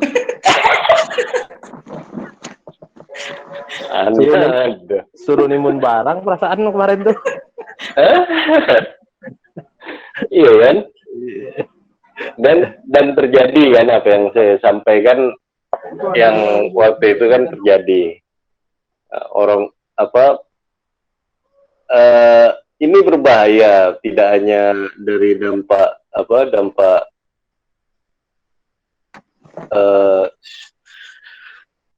ekonomi tapi juga psikologis ya. Psikologis orang tidak saling percaya lagi sekarang, kalau duduk sama-sama pun rasa curiga tinggi, kok dari mana, ya kan? Jangan-jangan ODP, jangan-jangan PDP, jangan-jangan OTG, atau jangan-jangan kok positif COVID. Ya. Nah, fenomena-fenomena itu terjadi di tengah masyarakat. Ini justru terjadi di kalangan orang-orang berpendidikan. Ya, kalau di pasar masih kita temukan hal yang berbeda. Ya, mereka bebas kan, tidak menggunakan masker. Kemudian ya kehidupannya beda dengan kehidupan masyarakat di luar pasar. Begitu. Nah, persoalan lain yang dikhawatirkan itu ini kebiasaan kita setelah terjadi masalah baru ribut, ya, baru antisipasi dan lain-lain. Kalau belum kena, belum melakukan belum sadar gitu. Tunggu kena dulu baru sadar. Gitu. Ya, itu dulu. Boleh. Oke, terima kasih. Ustaz, mungkin ada tambahan yang mau disampaikan? Ya, sebenarnya yang disampaikan Bu Uli, kalau menurut saya belum terlambat. Saya memang agak berbeda dengan Pak Bismar dan Pak Niko begitu, ya kan? Kita memang selalu berbeda. Maksud saya begini, dalam konteks Kota Tanjung Pinang, kan kalau kita melakukan pemetaannya gitu, bahwa orang hari ini sekolah sudah diliburkan, pekerja sudah work from home, begitu. Artinya kalau pemetaan itu, yang masih berkeliaran mungkin barangkali adalah kelas ekonomi menengah ke bawah lah. Apa orang di pasar, toko-toko begitu, terus Gojek begitu. Artinya orang-orang pekerja harian lepas. Tapi yang di luar itu kecenderungannya apa namanya sudah dilakukan pembatasan terhadap apa namanya kegiatan sosialnya. Tinggal pemerintah daerah saja, umpama apa tadi kebijakan membatasi orang-orang yang di luar tadi, seperti yang di pasar, Gojek, orang-orang yang bekerja harian lepas itu yang gajinya harian, itu saja yang jadi fokusnya begitu. Terus menurut saya kan sudah ada edaran wali kota almarhum Pak Sarul dulu yang membatasi umpama ngumpul-ngumpul kedai kopi atau kegiatan-kegiatan yang mengumpulkan orang banyak. Tinggal itu saja diperketat. Saya sudah yang kelima ketangkap razia nih Pak Niko. Ya, Ya belum puasa ketangkap juga tak? Tidak, ya kan maksud saya dibawa mobil patroli aja saya belum begitu. Artinya kegiatan-kegiatan seperti itu harusnya tetap dilakukan begitu. Supaya apa? Supaya orang tidak keluar ke rumah, orang tetap berdiam di rumah sembari pemerintah daerah menyiapkan apa namanya kebutuhan-kebutuhan masyarakat tadi begitu. Kalau bicara anggaran, rumor yang berkembang kan bahwa sebenarnya kalau hanya sekedar untuk pembatasan lokal lah, untuk sembako 150.000 penduduk Tanjung Pinang masih kuat kok APBD kota itu kalau dihitung benar-benar kan begitu. Selama 14 hari umpama begitu, tidak boleh keluar rumah untuk memutus mata rantai COVID-19 masih kuat. Begitu. Sekarang kan yang jadi masalah adalah political will pemerintah. Ya, ada atau tidak. Yang kita takutkan bukan ada atau tidak ada political will, tapi pemerintah daerah tidak tahu nak buat apa. Itu yang jadi masalah. Kalau dia ada political will, dia mau berbuat, nah ini dia nggak tahu dia nak buat apa begitu. Nah, ini jadi masalah begitu. Nah, menurut saya menjelang seminggu sebelum Lebaran dan sesudah Lebaran ini perketat saja lagi patrolinya diperketat begitu sehingga orang tidak akan keluar rumah begitu. Dan untuk mengantisipasi itu ya bantu dong kebutuhan ekonomi masyarakat tadi begitu, yang pengusaha-pengusaha kopi yang sekarang sudah menjerit, kasih dong stimulus atau apalah namanya gitu, supaya mereka tidak menjerit lagi begitu. Kalau pemetaannya berhasil, saya yakin bisa kok sebelum Lebaran dan sudah Lebaran. Orang hari ini cuman Pak Bismar aja yang baru beli baju hari raya, yang lain belum kok, kan begitu. Maksudnya orang belum terpikir untuk beli baju hari raya, orang tidak terpikir hari raya gitu. Nah, sekarang ini menurut saya yang terpenting adalah harus didorong pemerintah daerah itu untuk serius menangani ini begitu. Jadi harus koordinasinya harus baik begitu kan. Kebijakannya harus tepat sasaran begitu. Jadi semuanya bisa terselesaikan dengan baik. Saya tetap optimis kalau semua walaupun tidak dengan PSBB tapi instrumen-instrumen kebijakan yang sudah dikeluarkan baik tadi pembatasan sosial, work from home, meliburkan sekolah, penutupan kedai kopi, beli bungkus, itu dijalankan secara ketat, saya yakin bisa menurunkan angka penyebaran COVID. Itu yang pertama. Yang kedua, perlulah dipertegas lagi untuk pencegahan dan penanggulangan COVID, untuk penanggulangan COVID yang sudah kena COVID atau yang baru ODP atau PDP, cukup itu dilakukan oleh gugus tugas. Tapi yang untuk pencegahan, pemerintah fokus. Ini kesannya pemerintahnya lebih masuk pada wilayah gugus tugas ketimbang dia mengurus pencegahan begitu. Kalau pemerintahnya fokus mengurus pencegahan, ya sudah gugus tugas mengurus tentang bagaimana pasien yang sudah kena, bagaimana merawat, bagaimana menyiapkan ADP itu saja. Tapi pemerintah daerahnya serius dia melakukan pencegahan. Saya optimis bahwa kalau semua kerangka kebijakan yang sudah dikeluarkan, instrumen kebijakan yang dijalankan dengan baik, saya yakin tetap bisa berhasil kok. Buktinya yang jadi kecewa masyarakat itu kan adalah sudah 2 bulan, sebulan setengah mereka disuruh berdiam di rumah, tapi COVID-nya nggak selesai-selesai. Akhirnya timbul tanda tanya, kemudian pemerintah itu seakan-akan tidak bekerja. Ini yang jadi masalah, kan begitu. Coba diulang lagi bahwa kita sudah ada hampir setengah penduduk kota umpama sudah bisa dirumahkan, tinggal yang setengah lagi. Bagaimana menyelesaikan yang setengah ini umpama begitu? Harusnya cara berpikirnya begitu. Terus perketat lagi jam-jam patroli begitu supaya orang tidak keluar-keluar begitu. Saya yakin dan optimis kalau itu dilakukan, penyebaran COVID bisa ditekan. Begitu Pak Host, begitu. Oke, terima kasih. Ya, dari tadi satu pertanyaan yang dari Bu Uli, ini sebenarnya ada pertanyaan lagi yang saya kira ya dari Peri ini saya kira ini lebih ingin mendalami lagi ya posisi kabupaten ya dalam relasi pemerintah provinsi di sini. Pemerintah provinsi dalam melakukan pembatasan ya yang dianggap Peri ini pada lebih justru dalam segi prakteknya ya pemerintah Lingga ini mungkin agak lebih maju dibanding dengan kabupaten kota lainnya yang ada di provinsi Kepulauan Riau. Kalau saya melihat itu gini, Yud.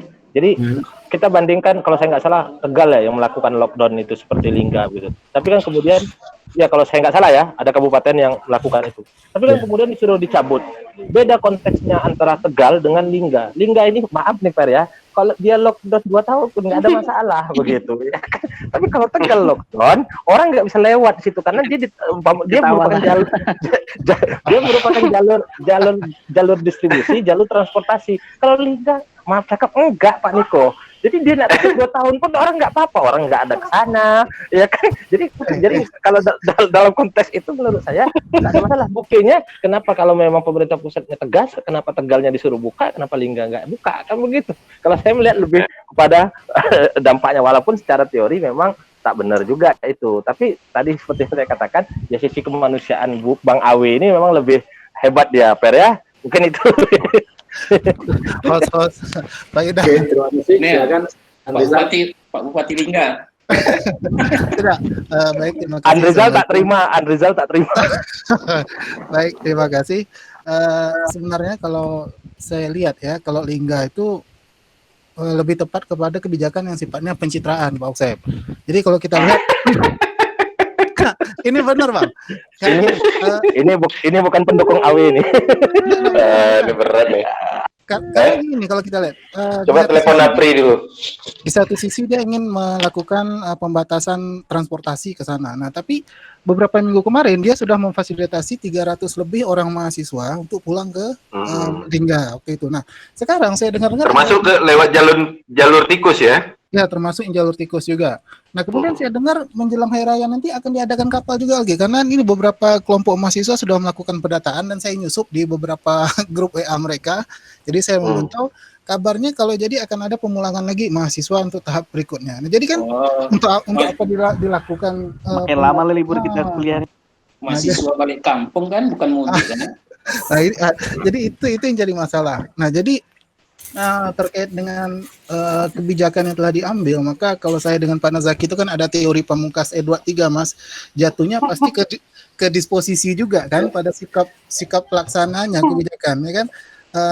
Tadi Pak Oksep bilang ada surat edaran dari wali kota misalnya dilarang untuk berkumpul, termasuk untuk kegiatan ibadah. Nah, di tempat saya masjid masih menyelenggarakan sholat tarawih berjamaah gitu, sehingga beberapa masjid yang lain tutup, satu masjid yang buka justru terjadi penumpukan di salah satu masjid. Nah, ini kan jadi lebih berbahaya lagi gitu. Memang degil kampung kotoan. Oke, jadi saya rasa itu mungkin untuk tanggapan Pak Bismar. Terima kasih. Oke, nah terima kasih. Ada hal menarik yang saya tangkap dari apa yang disampaikan oleh Han Rizal tadi ya berkaitan dengan repatriasi. Nah, saya ingin mendapatkan jawaban yang mendalam dari para pemateri di sini, ya khususnya ya kan repatriasi secara tidak langsung ya kan itu bisa kita lihat dia menggunakan perspektif hak asasi manusia itu sendiri. Nah, bagaimana posisi ya atau kebijakan repatriasi ya di dalam proses ini yang dilakukan oleh salah satu kabupaten yang ada di Kepri tadi? Ya, gini ya, saya jawab ya. Pasti ada faktor X tadi. Judulnya mungkin bisa berubah-ubah disesuaikan dengan kondisi. Faktor X itu ketidakpercayaan mungkin dalam penanganan COVID, contohnya di Tanjung Pinang kan banyak mahasiswa umrah contohnya, atau dari Stisipol yang berasal dari Lingga, sehingga membuat pemerintah Lingga mengambil kebijakan untuk saya ambil dari sisi positifnya ya, tidak masuk ke ranah politis, untuk mengambil kebijakan yang strategis, meskipun itu dia sadar bahwa itu akan menimbulkan pro kontra. Tapi untuk di tatanan tingkat masyarakat bawah ya, masyarakat menengah ke bawah, ini justru populis kebijakan ini. Kebijakan ini justru populis. Nah, seandainya yang hari pertama itu saya dapat begitu banyak kiriman foto di pelabuhan, ternyata berkerumun ya di pelabuhan warga Lingga itu untuk pergi ke Lingga, berlayar ke Lingga. Nah, ini juga jadi persoalan seandainya ada warga yang terdeteksi atau terinfeksi COVID-19. Ini akan jadi masalah besar bagi pemerintah Lingga. Tapi pada kenyataannya hari ini dari data gugus Lingga belum ada yang positif. PDP pun udah selesai ya di Lingga, ada kemarin PDP 1 orang udah selesai, ODP-nya juga sudah selesai dipantau. Artinya di sana 0. Nah kemudian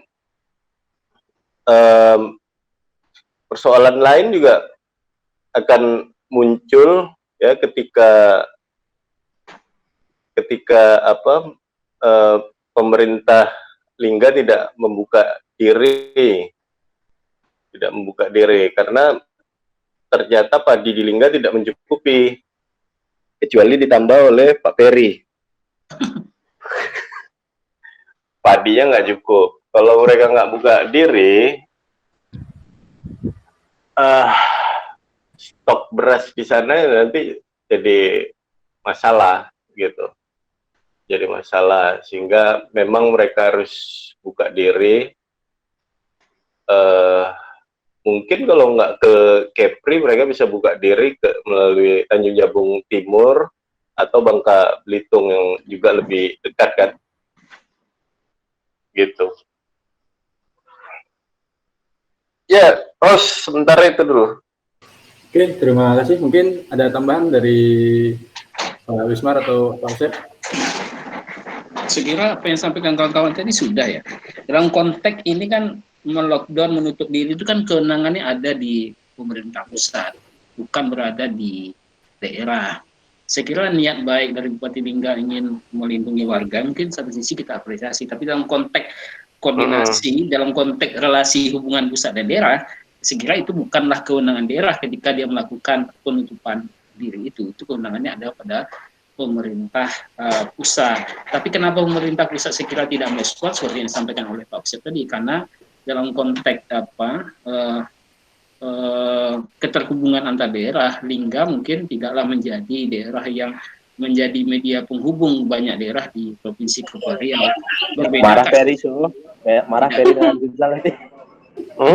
Berbeda kasusnya kalau seandainya Batam yang melakukan itu, ataupun Karimun, ataupun Tanjung Pinang yang melakukan itu, tentu akan ada dampak tidak hanya bagi daerah yang menutup diri, tetapi juga bagi sejumlah daerah lain. Itu yang menjadi persoalan. Tapi memang dalam konteks wabah COVID ini memang kita melihat bagaimana kapasitas pemimpin, baik di level nasional maupun di level daerah dalam respon ini.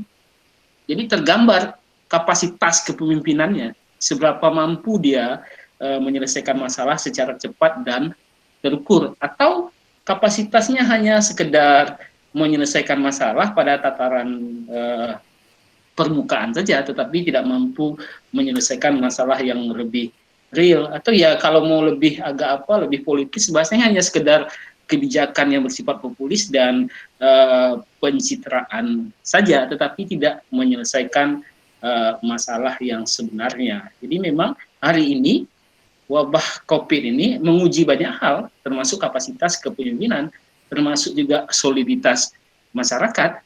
termasuk juga berbagai layanan dasar yang selama ini disediakan pemerintah, ternyata ketika diuji dengan kasus yang seperti ini, layanan dasar yang kita miliki itu kapasitasnya sangat lemah dan terbatas. Ternyata layanan dasar saja, kesehatan, kemudian pemenuhan kebutuhan dasar, itu kan layanan yang sangat mendasar yang seharusnya sudah baik. Ternyata ketika diuji dalam tenggang waktu memasuki 3 bulannya sudah mulai goyah. Jadi memang COVID ini merubah banyak hal terkait dengan merubah kebiasaan, merubah tata kelola pemerintahan, merubah perspektif masyarakat dengan masyarakat yang lain, merubah perspektif kita terhadap pemerintah. Ya. Saya kira itu. Oke, terima kasih Pak Usep. Ada yang mau ditambahkan? Cukup. Oke, baik. Cukup. Ini ada yang mau bertanya tadi dari pertama. Ya, silakan. Perbatasan maritim. Ini udah mau 2 jam, honor tak jelas. Ada honor nih. Pandai Ferry nih. Mau nanya sama Pak Satgas. Lanjut. Ya, Pak Satgas, itu apa beda tugas antara Satgas sama Pemda? Tolong jelaskan ke masyarakat itu sebenarnya apa. Satgas itu tupoksinya apa gitu, Pemda apa gitu. Bingung, satu waktu disuruh minta keterangan ke Satgas, satu-satu minta keterangan ke Sekda atau wali kota. Sebenarnya Satgas itu dibentuk untuk apa gitu. Iya, konteksnya Terus gini. Kedua Pak Satgas, itu data ODP sama OTG umumkan saja dengan koordinasi kepada RT RW sehingga tidak perlu ada kekhawatiran. Kenapa kok dibiarkan saja? Akhirnya bertambah terus. Harus ada kontrol yang efektif untuk menjaga interaksi dan mobilitas OTG dan ODP. Iya. Jadi semua kasus yang terjadi di daerah ini awalnya karena kegagalan Satgas atau pemerintah mengkontrol para ODP dan OTG. Maunya ODP dan OTG itu, maunya ODP dan OTG itu dikoordinasikan dengan aparat di lingkungan masing-masing. RT RW harus tahu berapa ODP, berapa OTG di daerahnya begitu. Sehingga kalau ODP ini mau pergi ke pasar tidak boleh. Nah di situ baru pemerintah katanya punya bantuan ya kasih gitu. Saya rasa kalau itu dilakukan mungkin tak akan bertambah kasus ini gitu. Begitu Pak Satgas, terima kasih. Ya, saya jawab ya. Pertama, kebingungan membedakan antara Pemda, urusan Pemda dengan Satgas itu atau gugus tugas itu disebabkan oleh pemimpin daerah sama pemimpin Satgas itu sama ya, orangnya isinya hampir sama semua. Rata-rata di Satgas itu yang memiliki peran strategis ya, itu orang-orang pemerintahan. Nah, sehingga apa? Sehingga apa yang dikerjakan mereka itu ya mirip seperti apa yang dikerjakan di pemerintahan. Tapi Satgas, tugasnya itu yang untuk menyelesaikan persoalan COVID, namanya juga gugus tugas percepatan penanganan COVID-19, gitu. Oke, coba saya potong lagi di situ. Nah, ada tidak rekomendasi yang dikeluarkan oleh gugus tugas untuk pemerintah daerah? Rekomendasi gugus tugas untuk pemerintah daerah. Apa saja yang harus ke kabupaten kota ya? Iya. Ke kabupaten kota ada, ya, ada. Contohnya seperti ini. Rapat itu kan rapat gugus tugas waktu belum social distancing ya, bulan awal-awal Maret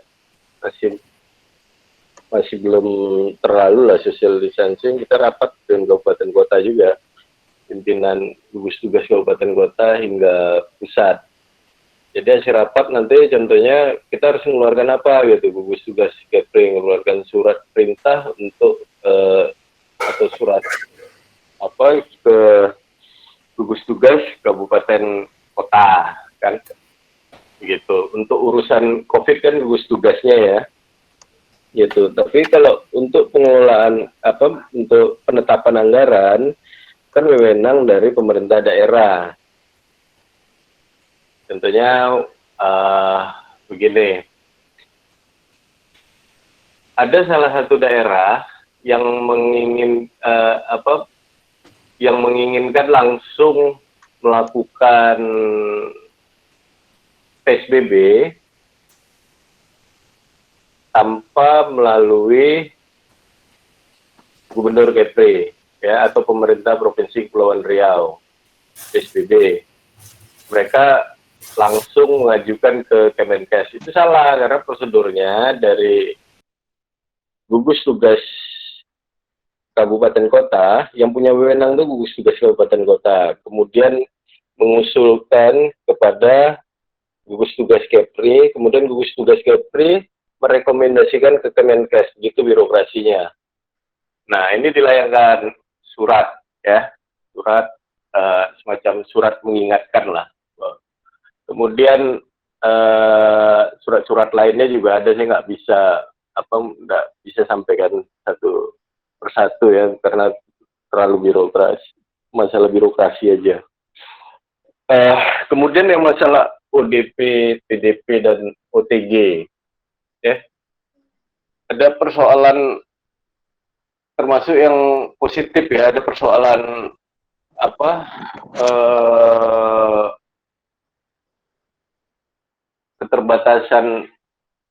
keterbatasan kita untuk mempublikasi identitas, walaupun sebenarnya saya secara pribadi menginginkan itu identitas, terutama yang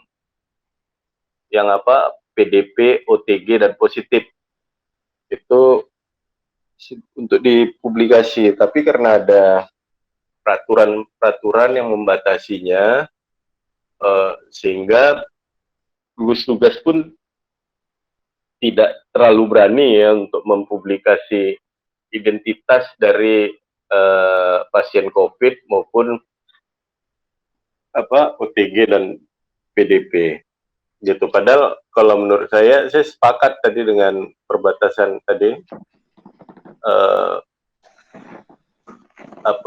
identitas itu penting karena ini bukan penyakit aib gitu. Justru dengan diketahuinya identitas ini oleh masyarakat, masyarakat dapat mewaspadai agar tidak tertular. Nah, tapi persoalan juga muncul ya di Tanjung Pinang, Batam, ketika identitas orang ini dipublikasi, jadi pasien ini, terutama yang melakukan karantina mandiri, udah seperti orang yang paling hina di dunia gitu, dijauhi oleh tetangga-tetangganya. Karena apa? Tidak teredukasi tetangga-tetangganya. Kekhawatirannya, rasa paniknya lebih tinggi dibanding melakukan kegiatan-kegiatan positif yang mendorong supaya pasien ini atau tetangganya ini yang biasa dulu sebelum sakit berhubungan baik itu bisa cepat sembuh ya. Contohnya yang di Jalan Pramuka, saya dapat kasus seperti itu ya. Jalan Pramuka ini kan transmisi lokal ke keluarga ya. Itu tetangga sebelah rumahnya itu sampai pindah rumah gitu, kemudian menyebarkan di medsos, marah-marah di medsos dan lain-lain. Padahal tetangga itu tidak menyebabkan orang tertular, ya. Yang menyebabkan orang tertular itu ketika dia tidak mematuhi protokol kesehatan, ya. Tetangga, virus itu juga tidak bisa menembus dinding semen kan. Nah, ini yang hal-hal seperti ini yang perlu diedukasi. Saya juga sepakat tadi kalau dari sejak awal tadi saya sampaikan RT RW itu perlu dilibatkan karena mereka yang sangat dekat dengan masyarakat begitu. kalau saya Pak Niko, gampang saja gitu. Pada level negara itu, Jokowi itu nggak pernah mengumumkan per hari berapa yang kena, berapa yang ODP, berapa yang meninggal, berapa yang meningkat, nggak pernah. Cukup juru bicara gugus tugas saja. Kalau di daerah yang mengumumkan tuh wali kota, bupati, untuk apa yang kayak gitu? Kan, iya maksudnya berkaca lah pada level negara, bukan Jokowi kok. Iya kan? Terus kalau Pak Niko bilang tadi, sama saja Pemda juga masuk dalam gugus tugas. Harusnya kalau sama, maka informasinya nggak kacau, maka koordinasinya nggak akan kacau. Justru dia akan menjadi kacau kalau dia berbeda. Saya contohkan simpel saja. Bukti koordinasi gugus tugas itu apa? Gugus tugas membutuhkan APD, maka dia menyampaikan kepada pemerintah daerah, kami membutuhkan APD. Itu koordinasi gugus tugas. Kami membutuhkan anggaran. Terus hal-hal teknis terkait dengan COVID, penanggulangan COVID, penyembuhan atau apa, itu memang gugus tugas. Tapi berkaitan dengan pencegahan itu biarlah tugas pemerintah daerah. Jadi nggak perlu bupati mengumumkan, wali kota mengumumkan hari ini sembuh 5 gitu. Nggak perlu kecil kali kerja kepala daerah kayak gitu. Kerja kepala daerah itu harusnya dia melakukan pencegahan. Apa yang harus dilakukan untuk pencegahan. Begitu Pak Niko, tolong disampaikan ke gugus tugas juga Pak Niko. Udah saya sampaikan. Karena apa? Karena ada perbedaan data antara Batam dengan Kepri. Itu setiap hari. Perbedaannya disebabkan oleh apa? Kepri itu mendeadline data itu sampai jam 12. Kemudian mengubah sampai jam 10 malam ya, pukul 22. Setelah ada RS Galang diubah ya 10. Besok baru dipublikasi. Kalau ada perubahan angka-angka dimasukkan ke lusa gitu ya. Tapi yang dilakukan Batam kan berbeda. Yang dilakukan Batam itu dia mempublikasi lebih dulu gitu, jam 10 pagi mereka sudah mempublikasi. Kemudian nanti jam 2 mereka sudah mempublikasi. Yang dipublikasi oleh gugus tugas provinsi itu jam 4 yang sering saya kirim ke teman-teman kan, jam 4. Nah seharusnya saya sudah sampaikan data itu satu muara aja, tapi yang dikatakan oleh Pemda itu termasuk wali kota Tanjung Pinang dan Batam ya, itu mereka bilang ini rakyat kami, jadi kami yang mau umumkan gitu. Susah juga kita kalau udah ya pada akhirnya kan kebijakannya kan kebijakan pencitraan jadinya kan. Iya. Jadi saya mungkin bisa menambahkan. Ini gubernur juga ikut-ikutan juga karena nyampaikan. Karena memang gugus tugas itu edaran dari Mendagri itu kepala daerah itu otomatis ex officio dia sebagai ketua gugus tugas. Yeah. Jadi memang sudah dibuat panduannya, itu detail. Udah ada. Dengan tugasnya, cuma memang koordinasi gugus tugas di tingkat provinsi dengan gugus tingkat tugas kabupaten kota itu yang tidak berjalan secara jalan mulus. Baik, itu jadi persoalan. Dan sekira memang tidak bisa kita pungkiri dalam konteks hari ini karena dekat dengan pilkada ya di panggung politik juga bagi sebagian elit.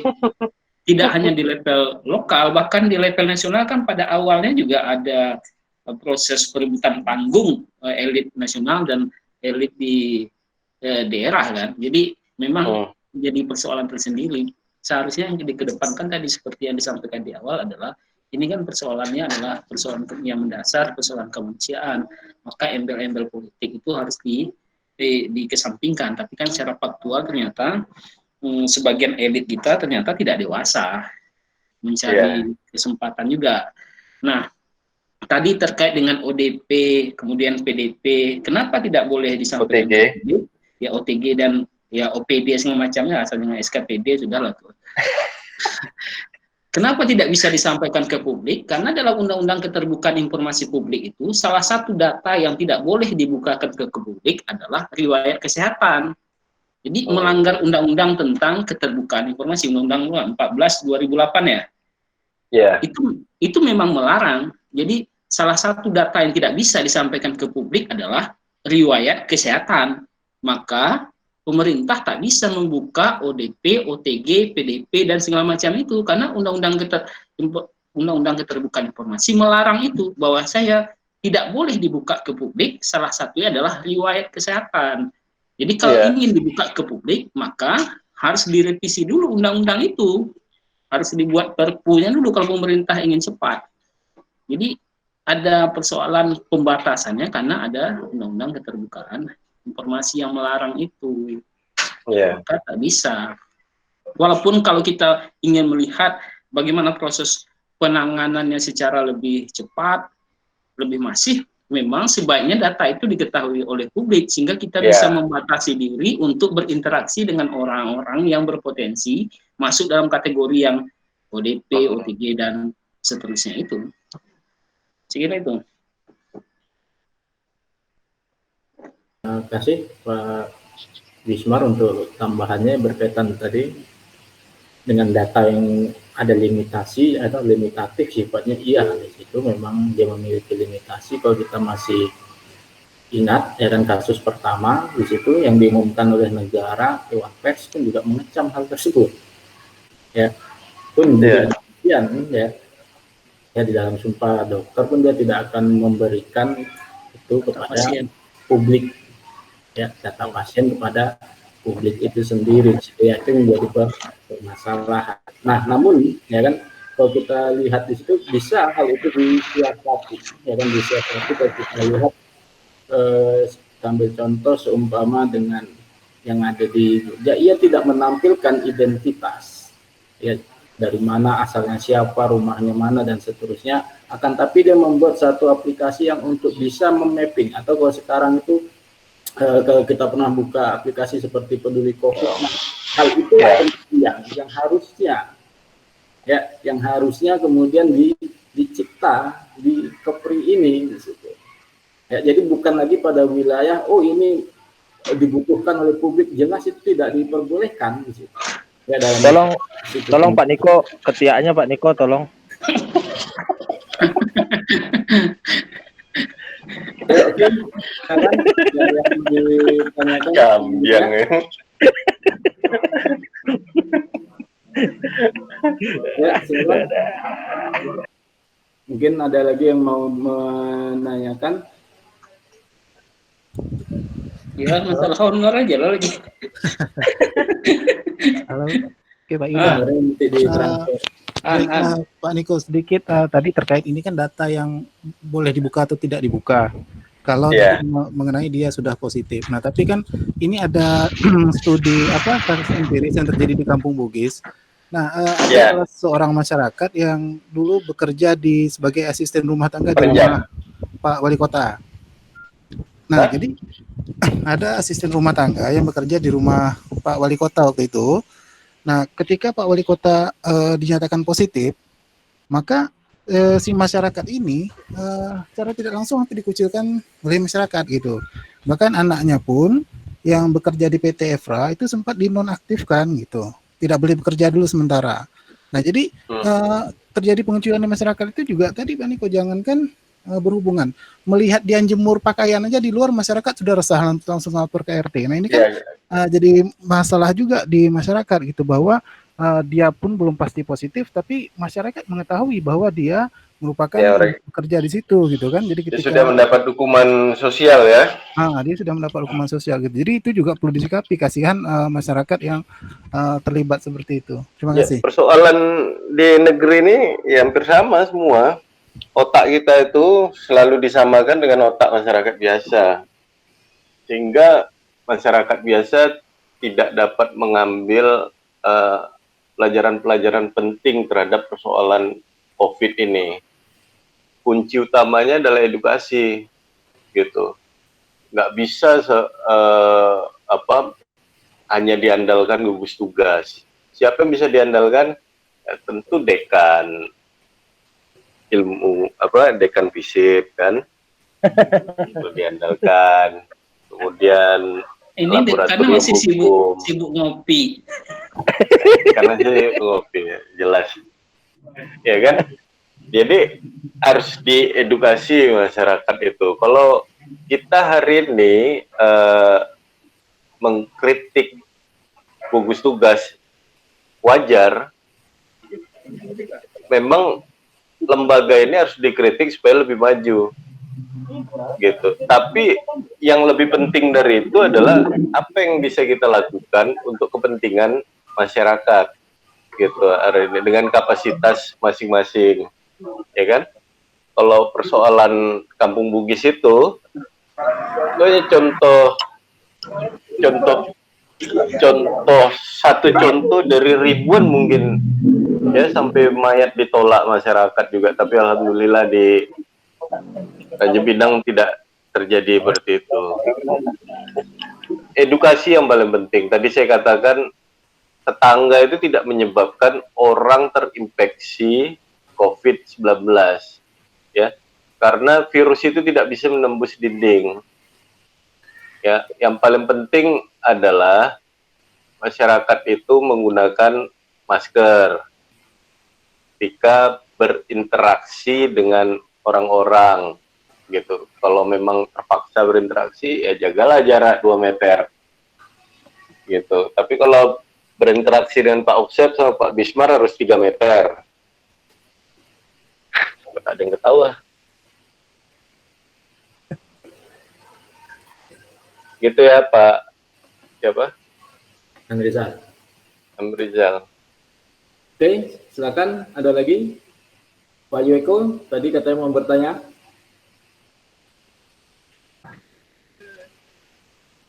Jadi begini Yos, peran umrah itu dalam masa pandemi COVID ini sangat penting, sangat penting. Dari beberapa bulan lalu saya udah dorong dua manusia yang ada di umrah itu untuk mengambil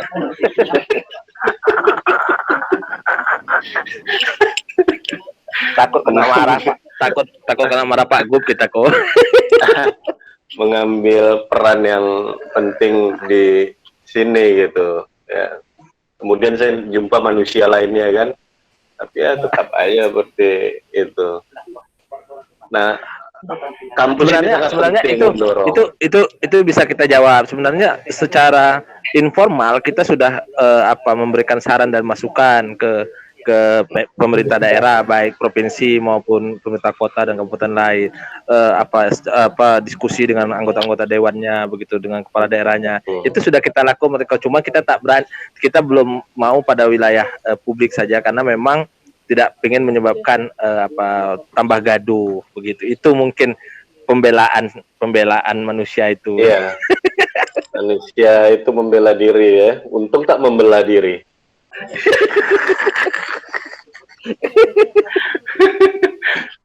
Ya, umrah harus mengambil peran penting lah dalam persoalan ini, karena pemikiran-pemikiran dari teman-teman di umrah ini kan sangat dibutuhkan. Terus jaringan-jaringan, kemudian kekuatan, kapasitas, kapabilitas yang dimiliki teman-teman di umrah ini kan sangat mumpuni. Saya percaya paling tidak bisa meringankan beban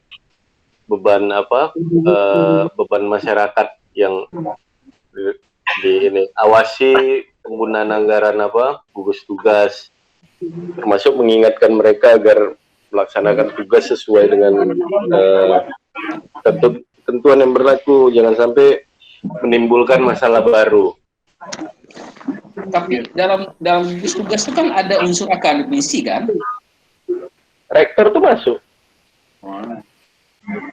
Jadi memang saya di grup terbatas juga pernah diskusi dengan host terkait dengan kontribusi kampus mengenai COVID ini. Memang harus kita akui di Kepri saya kira tidak signifikan kontribusi kampus, paling tidak untuk edukasi, termasuk juga kajian-kajian terkait dengan penyusunan kebijakan.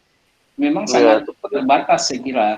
Di kampus lain, di daerah lain, pemerintah daerah menggandeng kampus sebagai mitra dalam konteks merumuskan sejumlah kebijakan. Nah, saya saran kepada Pak Jubir juga paling tidak menyampaikan kepada ketua gugus tugas membuka diri untuk melibatkan kampus, tidak hanya cukup pada level keterlibatan personil pada gugus tugas. Kadang-kadang itu kan hanya formalitas saja. Iya.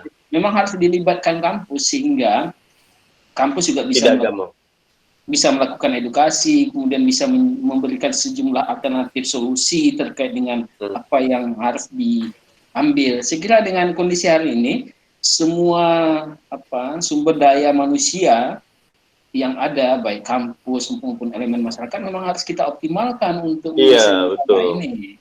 Betul. Ini agak bijak nih manusia. Ya, cuma saya memang sejak lockdown ini tak bisa banyak berpikir. Makan nasi Indomie. Cuma mana nak berpikir? Apa sembakonya satu kardus Indomie? Tepung terigu. Itu kan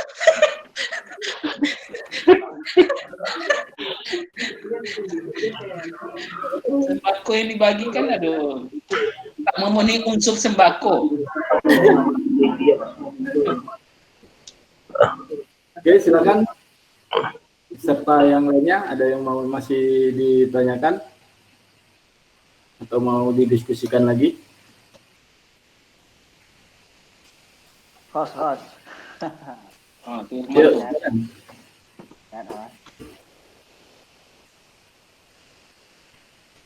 Silakan, Irman.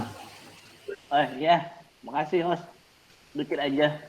Ada dua aspek terkait problematika yang tadi disampaikan oleh narasumber khusus Kota Tanjung Pinang.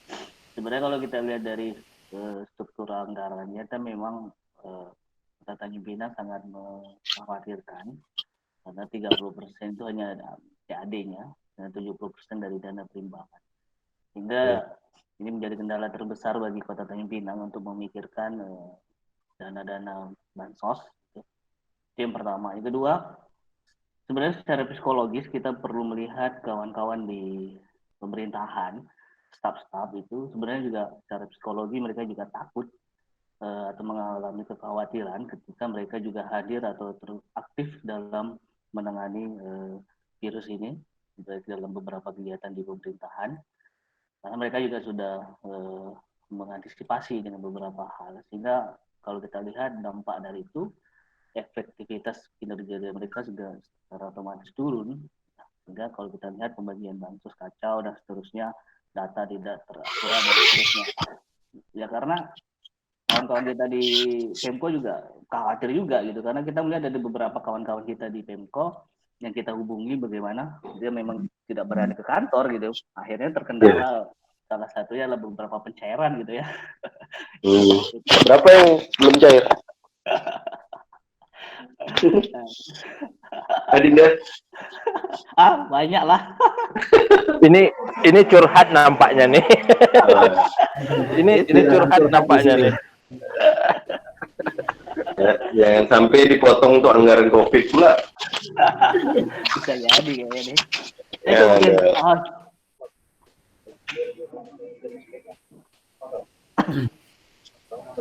Ya, ada lagi, Irman? Udah, itu aja, Pak. Ya. Yang disampaikan atau ditanyakan Irman tadi ya sama tadi, sebenarnya sudah dielaborasi oleh para pemateri tadi berkaitan dengan kapasitas anggaran, kapasitas anggaran daerah baik pada level provinsi sampai dengan kemudian kabupaten kota tersebut. Yang sehingga dalam praktik menjadi satu di antara elemen yang untuk memberatkan dalam pelaksanaan penanganan itu sendiri. Oke, mungkin ada yang mau ditanyakan lagi, diberikan tanggapan. Ini Nazaki Nasir.